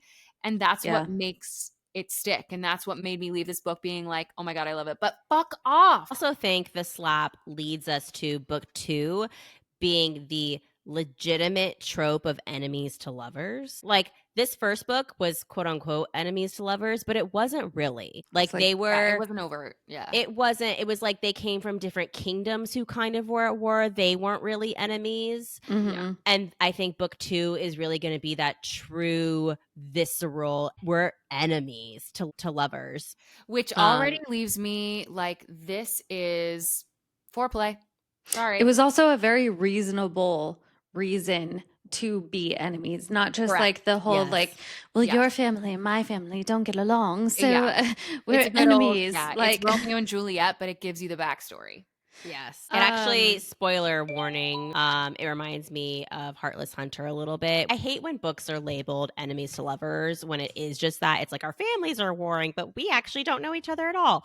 It's like, yeah, I love stories that are truly like, you are actually my enemy and I actually know you and we actually hate each other. And somehow we have come to become lovers at the end. And that's why I love Heartless Hunter. And it's why I think I'm going to love book 2 as much as I love book 1. Is it's just like, you actually don't come across that often where it's like a true enemies to lovers story Mhm. where we actually hate each other for knowing each other. Correct. Yeah. Yeah. I mean, the alternative is he could have just taken them both out. He could have just killed both of them, but he didn't. And that's why we have a book 2. Yep. And that's why there was a slap. That's why there was a slap. But I mean, yeah. safe to say we don't want to trim shit, right? No, No. we don't want to trim shit. I have no trims. No We are trims. trimming Especially- nothing. Especially from this chunk. All right, our buds. I mean, I think it's everything, obviously. I mean, every question we're left with after the ending. I think the thing I'm most looking forward to at hopefully the beginning of next book is finding out more about Bo's and Jovi's real relationship. Yeah. Yeah, like when did they make the plan? Yeah. Is When there they made the backstory plan, there? what their real relationship with Messer during all of this. Like, were Yeah. they giving him orders? How did that all work out? I want that flashback. Like, Yeah. when did Messer go to Melee? Exactly. Yeah. Well, I also really want to know, again, I said it last episode, but the Dark Forest. Oh, we yeah. got to know more about it because Yeah. I don't know if we're going back. I don't know if we're going back. Because not necessarily going back, but I do think it's going to hold like a key point of something because either it was hiding something, it was made by someone. Like there's no reason for it to have been there and just been eviscerated and people being like, oh my God. Right, You know like, what I mean? We've I tried do everything think- to get rid of this and we couldn't. And then she comes along and like, Mm-hmm. But I do think it's just a plot device showing how powerful she is at the end of the day. I think so Yeah. too. But I think the whole like, I mean, You're like, I want more. Well, I mean, what happened to the creatures that were there, right? Where are the Probably trolls? Where did they died. come Where are the from? trolls? But were they? Where are the dragons? But here, were they always around? And then the previous light wielder that we hear of got vilified because she put them all into the dark, and then that became the black and the white. Like, who knows? Maybe this is a commentary on black and white. Like, also, you guys, Ooh, which is also something I feel like No. I've been pointing out too. The whole like good versus evil. Not Yeah, everybody right. is like this That's or that. real. Like it's Yeah, not it's a black or spectrum. white. Like Yeah, it's a spectrum. Or light or dark. Or light or Mhm. dark. But so also, what is Grenadine's actual real role? Again- I love her so much. We gotta know more. Yeah, we have to know more. But I think everything we now know just all hints at a much bigger question, which I think can like wrap up this section for us. It's who controls the rules of magic in this world, and what are they so afraid of? Mm-hmm. So, like, book 2 might not just be a political rebellion, but it could also be a magical one. And I know for us, that is a very exciting prospect. yeah. All right. And now we have our final rotating segment of our coverage of Metal Slinger. Welcome It's a to final countdown. the final showdown. Yes. Yeah, Do-do-do-do. Do-do-do-do-do. Yeah, I was early. Yep. absolutely. You've turned the final page. The spell is cast, but the story isn't over. This is where we dive into the lingering questions, wildest theories, and swoon-worthy speculation that haunt us long after the end, which we've already definitely started during Threads of Theory. We did. Yeah, well, we can't help Yeah. ourselves. We can't help haunted. ourselves. I'm haunted. I'm pouring Yes. more. And I'm pouring tipsy. more of our drink. Yes. I'm haunted and tipsy. So, ladies, grab your drinks, Yep. sharpen your quills, and ready your hearts because the real magic happens after the last chapter. Let's get into it. So I'm going to start off with a crazy fucking theory that I've seen Yes. all over Reddit, all Yeah. over. Okay. So I can't even credit it with one person because it is all over fucking Reddit. Okay. Okay. So many people think that Messer is the MMC.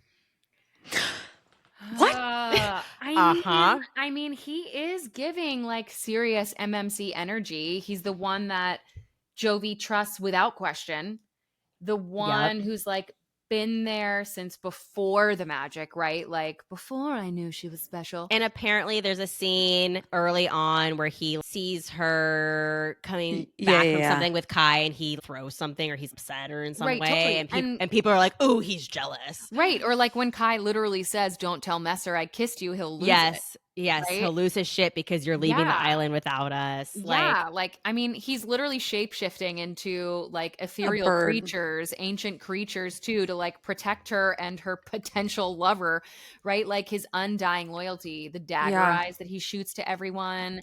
I mean, guys, it's been there for a minute. Like the cockroaches, it's giving slow burn, found family, you were always mine type of vibes. Maybe there's a triangle. Maybe there's a love triangle. Maybe there's something where it's like a mind bond and a blood bond and a match bond. And like maybe there's just more nuance to all of this. So many bonds. So here's the thing is something I love about Romantasy readers is we love to theorize. I mean, it's the whole point of our podcast. Yeah. But sometimes we theorize a little too much. Absolutely. We theorize too hard. I mean, Too hard. listen, And I we think are this is one. I think this is one of overanalyzing. those things. I think this is one of the things we're theorizing too hard.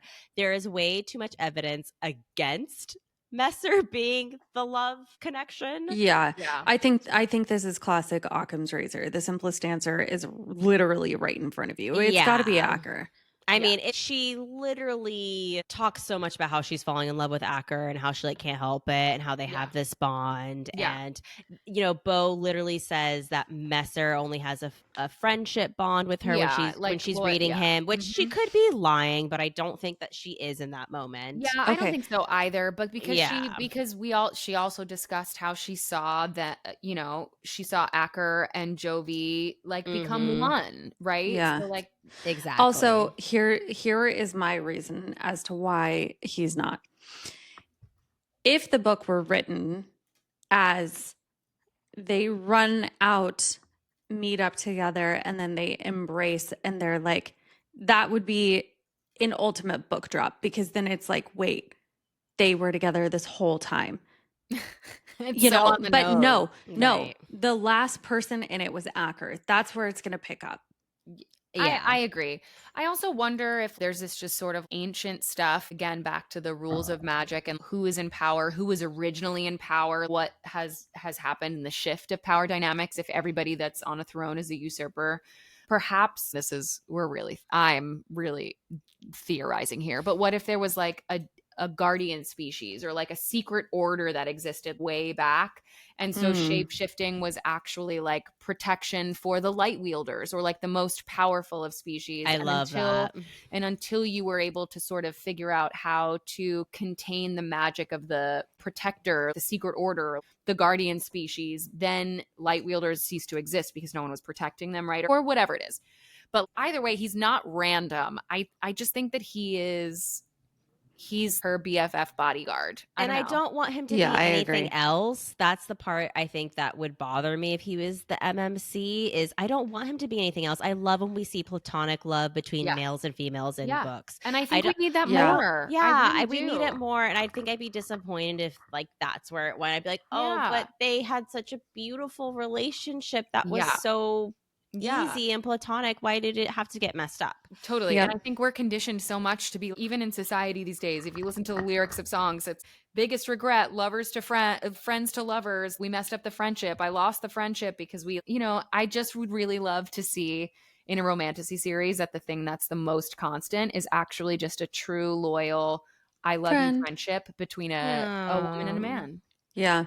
And I think that's what it is. And I think that's what it is too. I mean, I think because of the twist in this book, people are looking for an even bigger twist in book 2 that like is going to be so crazy. And I get it for sure. But also, this is a duology.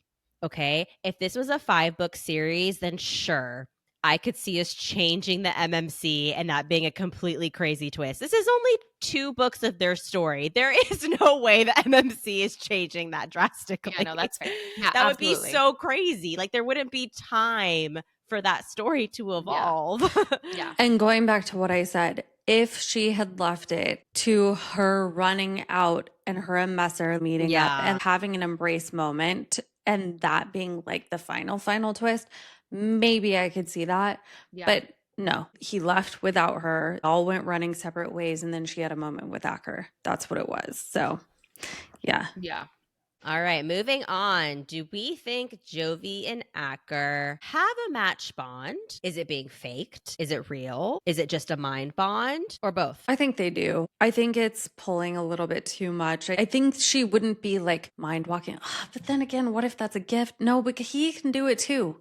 But here's the thing. But what if they just have a mind bond and not a match bond? But that's the thing. I think a match bond is more common. So I would then think that a mind bond would be more ancient and more powerful than a a match bond. Right, but like, But I feel like they can't have one without the other. Why oh, not? interesting. Why not? But Why like, can't here's they the have thing. one without But the I other? Because feel that's like, creepy as hell. I don't know, because Is their it? bond, guys, their Hey, bond. I could share my mind with you at any given time, and we're just besties. Yeah, yeah, and then we're just like excellent a warrior team. But here's the thing. exactly. Their bond like hurts when it's suppressed, right? Like we've seen that when the Manji Stone blocks their connection, right? And Right. Jovi feels the void, not just like an absence. She feels like an aching emptiness. And when Acker hits her, like his nose bleeds because of the blood bond retaliating, right? But smothering this like thing that they have does come with consequences. Being apart will likely make things worse.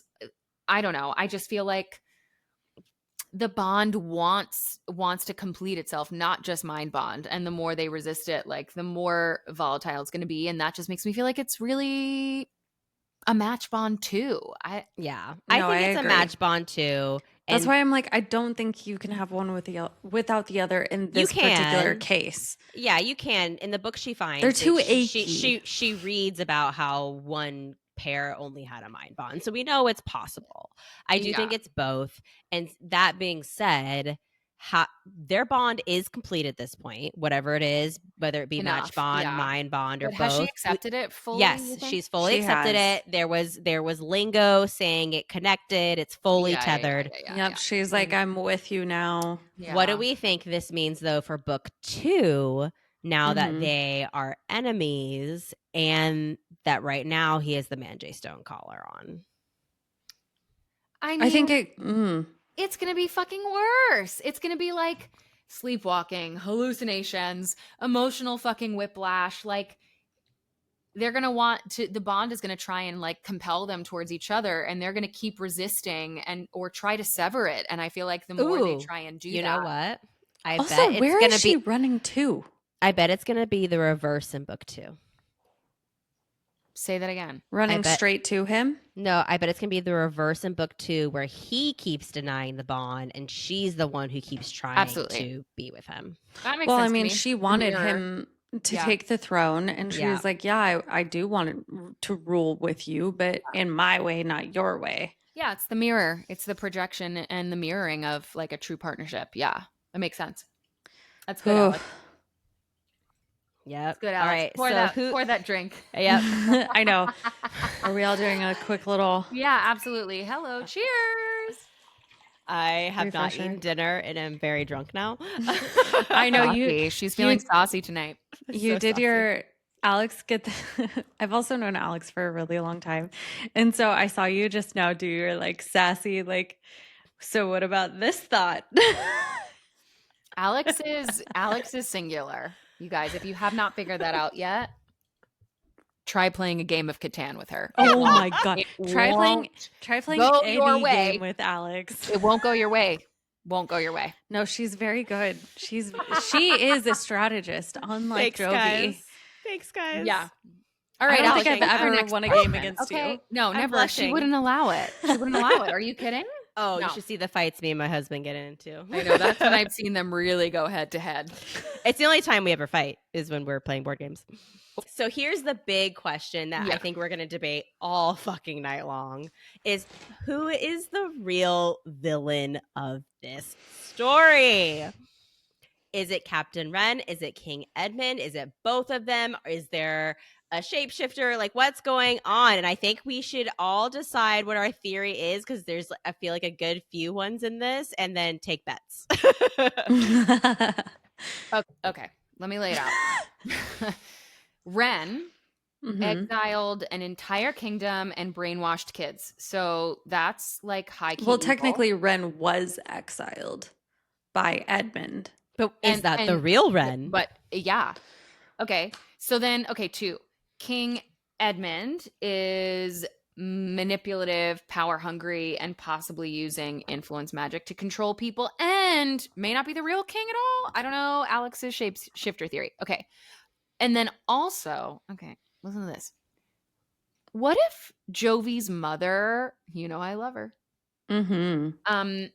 may have orchestrated all of it. All of it. Like the hiding, the weaponization, using Kai and the rebellion like chess pieces. Maybe the real answer is that there's like not one villain and that No. everyone's lying and everybody is using somebody. And that is actually what makes the story so good, is the nuance of it all. I'm sure. Yeah. That goes back to, again, like I feel like I had brought that up a couple of times because it shows so many times. You want it to be so black and white. Like, this is the villain, this is the good person, this is the lovers, this is the like, you know, all of those different types of things that are just like they are or they aren't. But this book, including the narrator, shows you that nothing is as it seems. And so I think it's a very valid theory. Yeah.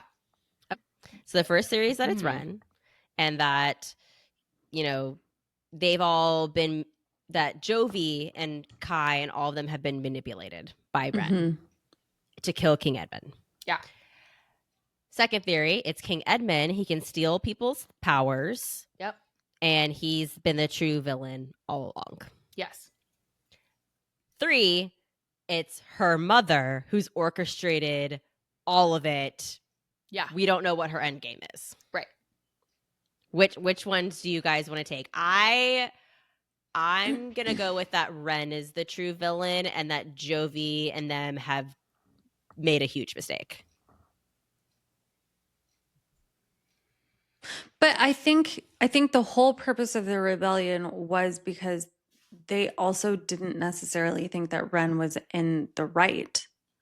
Right, but when you look at the rebellion, it's not different really from what Ren wants. The rebellion in Aloha I agree with that. is barely rebellion because they kind of want the same thing as Ren, and they're just trying to push Ren into the alliance with Royson. There's like, their rebellion is child's play, basically. Yeah.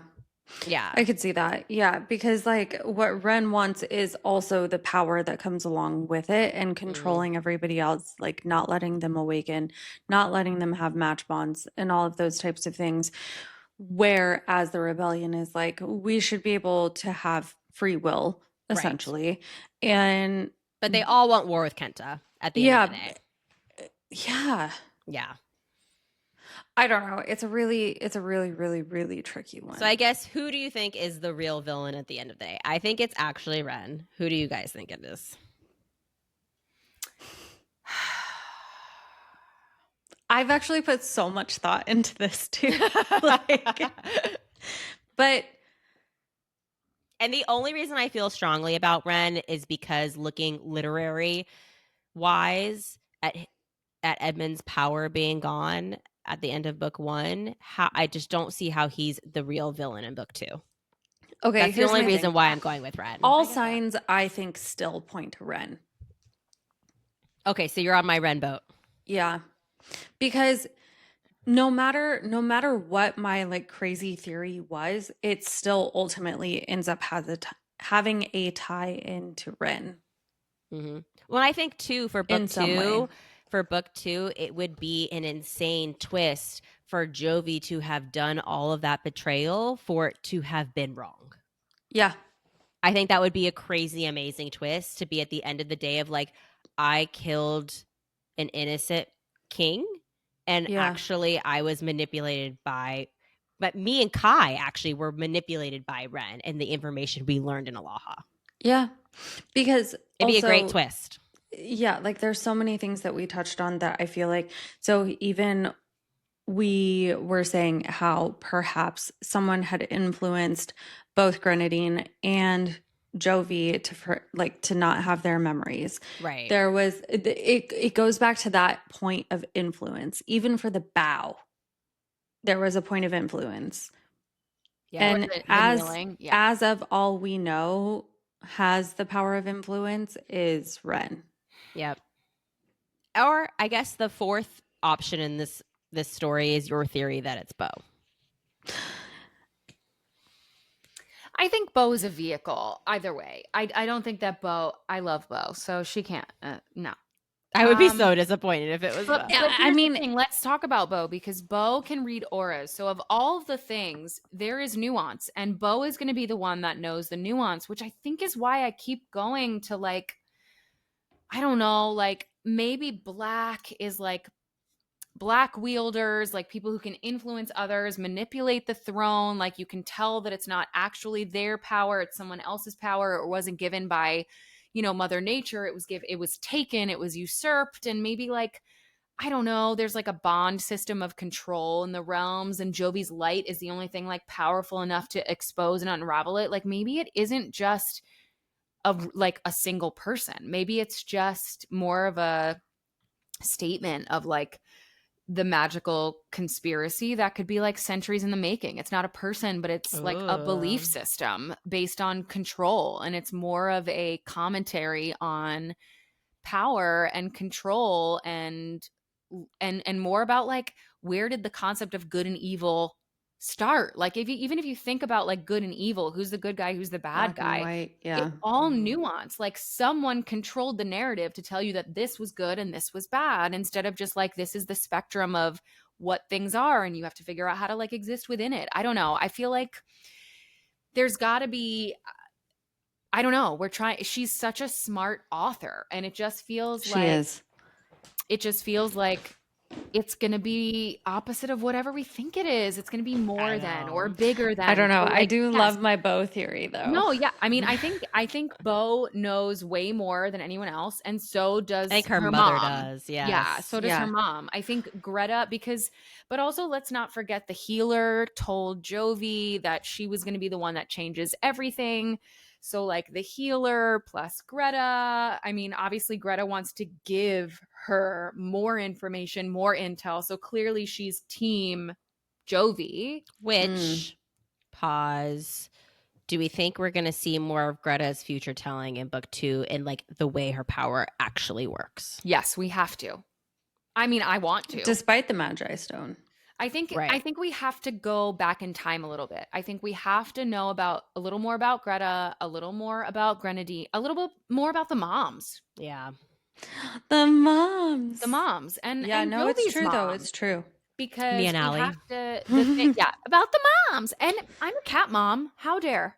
Sorry. I birthed saw your my new cat. hat. Yes, Yes. that I literally birthed this cat.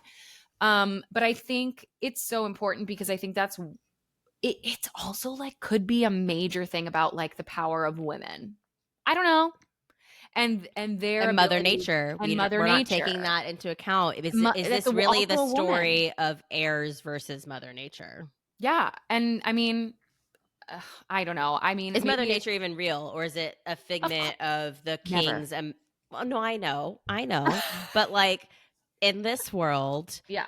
it's like this fantasy bedtime story. Mm. You know what I mean? Like, was Mother Nature made up by the kingdoms to explain the heirs' gifts, or is she like a real person? Like, is she going to actually corporeal appear? Well, Acker said that at one time she was a real person. I mean, but he says a lot of things. He's also very much, As do all men. His loyalty and fealty is to his Yes, father and whatever he's his very father black and white, said, and he's just right. like, Yeah. I'll believe what you tell me, man. Right. I mean, or he so- wants to believe everything he's been told. I think book 2 has to be his character arc of like a man being awakened to things that he was told were fact that may not be. Uncomfortable It's like, awakening. it's Yeah. really the truth is in the nuance. The truth is in the in between. And I Mhm. think that's why I'm just kind of like, I don't know, because I mean, isn't the Hearthstone like idea totally about like being tied to Mother Nature's like original like gifts? Yeah, like to the stone, the actual earth, and it's a Yeah. different magic than what they're given. Like right. you And can't, like the whole you can't light sever wielder that. thing too. And right? it's like a very rare yeah, and it's like element. again, it's like Mhm. ancient. The whole light wielder ability is like I feel like it's referred to as like ancient and connected to Mother Nature as well, right? So like Yes. Mhm. Which leads us to like, what do we think actually her powers mean? Like, you know, she has this light wielder magic. We've discussed it doesn't, even though it's described as elemental, it's not really. Yeah. And she doesn't actually develop it much in this book. And also, like, what is she supposed to use it for? Exactly. There's a lot we don't know about her magic and maybe other types of magic we haven't seen yet. What do we Mhm. think the full scope of her powers are. Are we going to see other types of magic we haven't seen yet? I don't know. Now that we're on this like Mother Nature journey, I feel like Mother Nature was the first wielder of the elemental gifts, Mhm. right? So Holy possibly shit, you like the guys. Wait. original queen of All the right, Allie. realm. Hold on, Allie. Go off. Wait, Ashley, what you just said. So if Mother Nature was the original wielder of these powers, that would therefore go into that same theory about Edmund being able to take other people's powers. Well, here's my thing. Mother Nature was the first wielder of all elemental gifts, possibly like the original queen of the realm. Like before. Wait, what if she was the original light wielder? Well, that's what I'm saying. Like she may Yeah. have had, Yeah. maybe she had a mind bond or like a And they're like, at the multi-bond beginning, she was capacity. great, but like, let's not talk about the other side. We'll Right. make that be someone else. I wonder if Jovi is a direct descendant or reincarnation of like Mother Nature's power line. I love that. I wonder if the Manji stone was like created to suppress Mother Nature's like power. Maybe it's the opposite of the Hearthstone. And yes, and Because there's well, like polarities yeah, in this exactly. book. That's what I'm Right. saying. That the stone was created to suppress her original power and has since been used to control and limit the heirs. And the heirs are therefore heirs of Mother Nature's original power, right? Mhm. So I feel like, I don't know, if we're agreeing that Mother Nature was real, she was likely like fucking legendary. Yeah. Who once like Or wielded, I don't know, hopefully. like immense, possibly like unbalanced power. So like maybe That's her the thing is like legacy- I think I'm starting to lean towards that she was the original light wielder because Yeah. it was so long ago and the stories Yeah. have become muddled. I agree. Because when you look at it, the 4 elements, earth, Yes. wind, water, fire, Yeah. Captain America. our Yeah. yes. Our whole Captain realm. Planet, he's our That's what I hero. was thinking of. Yes. Captain Planet, not Captain America. Yeah. Wow, Oh, I haven't thought definitely of in my that name head forever. went Captain Planet, even though you said Yeah, Captain. exactly. That's Thank you. You knew what I meant. Captain Planet, he's our hero. Gonna bring pollution down to zero. Was that it? Sure. Sure. I'll believe you. Zero. Can you imagine? That I'm was just like, drinking wine at this point. you know, so like Yeah. 30 years ago that was popular probably. And here I we loved are that show. still trying. I had the water ring. Did Of you ever course have you the did. ring? Of course you Yeah. did. Mhm. Yeah. Sorry. Okay. As we were. Anyway, yeah. But like the sun creates everything on our planet, right? It causes everything to grow and be alive and be everything, which is what light is, Exactly. aka light wielder, aka Mother Nature. Mhm. So like maybe she is the reincarnation of Mother Nature because Yeah. I don't believe like I'm not buying that she's just an elemental. I'm just not buying it. No, she's No. not. She's not. like I don't know. I think it's so unspecified for a reason. Mm-hmm. Yeah.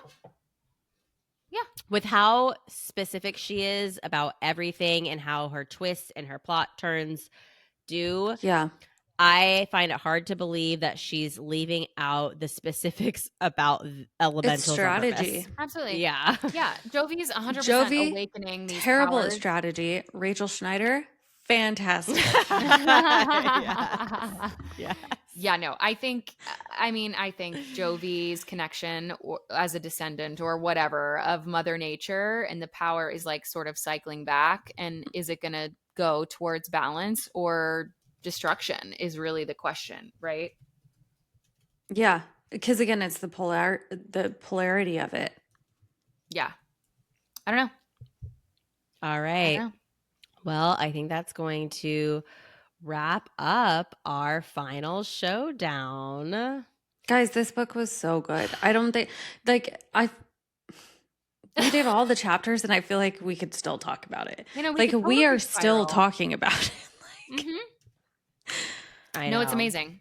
And you know what? Next week, instead of having we have an extra, because it's a 5-week month, have an extra week of something we need to do. And so we are going to have a special bonus episode talking about the bonus intro chapter to Lightwielder for the new edition of Metal Slinger that comes out June 17th. We couldn't get enough, you guys. Wait. Yes. So we it's are so interesting. exciting. It's so interesting that we're talking so much about Jovi's journey in the book called Metal Slinger. And I feel like we're going to talk so much about Acker's journey in the book called Lightwielder. Yes, but make sure that you read that chapter so you Yes. can spiral along with us. So for July 2nd, we will be talking about the excerpt from the new Lightwielder book, book 2, that's in the re-release of Metal Slinger, and that will be July 2nd. For everyone listening, and it'll be probably a short and sweet little cute episode, or otherwise actually we'll probably rant way too long about it, but and that's a wrap on Metal Slinger. Explosions, check. Emotional damage, check. Absolutely. Match soulmates who can't catch a break, always. We laughed, we screamed, and we made far too many cocktails. Yes. But don't close your tomes just yet, because next up for July, our book is going to be Fourth Wing by Rebecca Yarros. Woo! The book that actually got me into this whole genre. Same. Thanks, it's Alex. The gateway You're welcome. Drug from Alex. Dragons, war colleges, enemies to lovers, so intense we need flame-proof bookmarks. Yeah, we do. And we are so excited to cover it. We will be covering it through the lens of having read Onyx Storm. So we'll be doing so much foreshadowing and theorizing up the wazoo. Yeah. Oh my gosh. All of the intros to the chapters, we are going to be picking them apart. It's going to be insane. The parapet. It's going to be amazing. Oh boy. We are Buckle so up, excited. you guys. Yes, saddle up, scribes, because it's about to get very feral. Because also, I'm sorry, Xaden is my number one book boyfriend. Yes. And also, our epic Dragons and Daddy issue saga continues. Taryn. Yes. Well, ladies, it's been real. I love you guys. Cheers. Saucy scribes out. Saucy scribes out. Night, night. Extra fucking saucy tonight.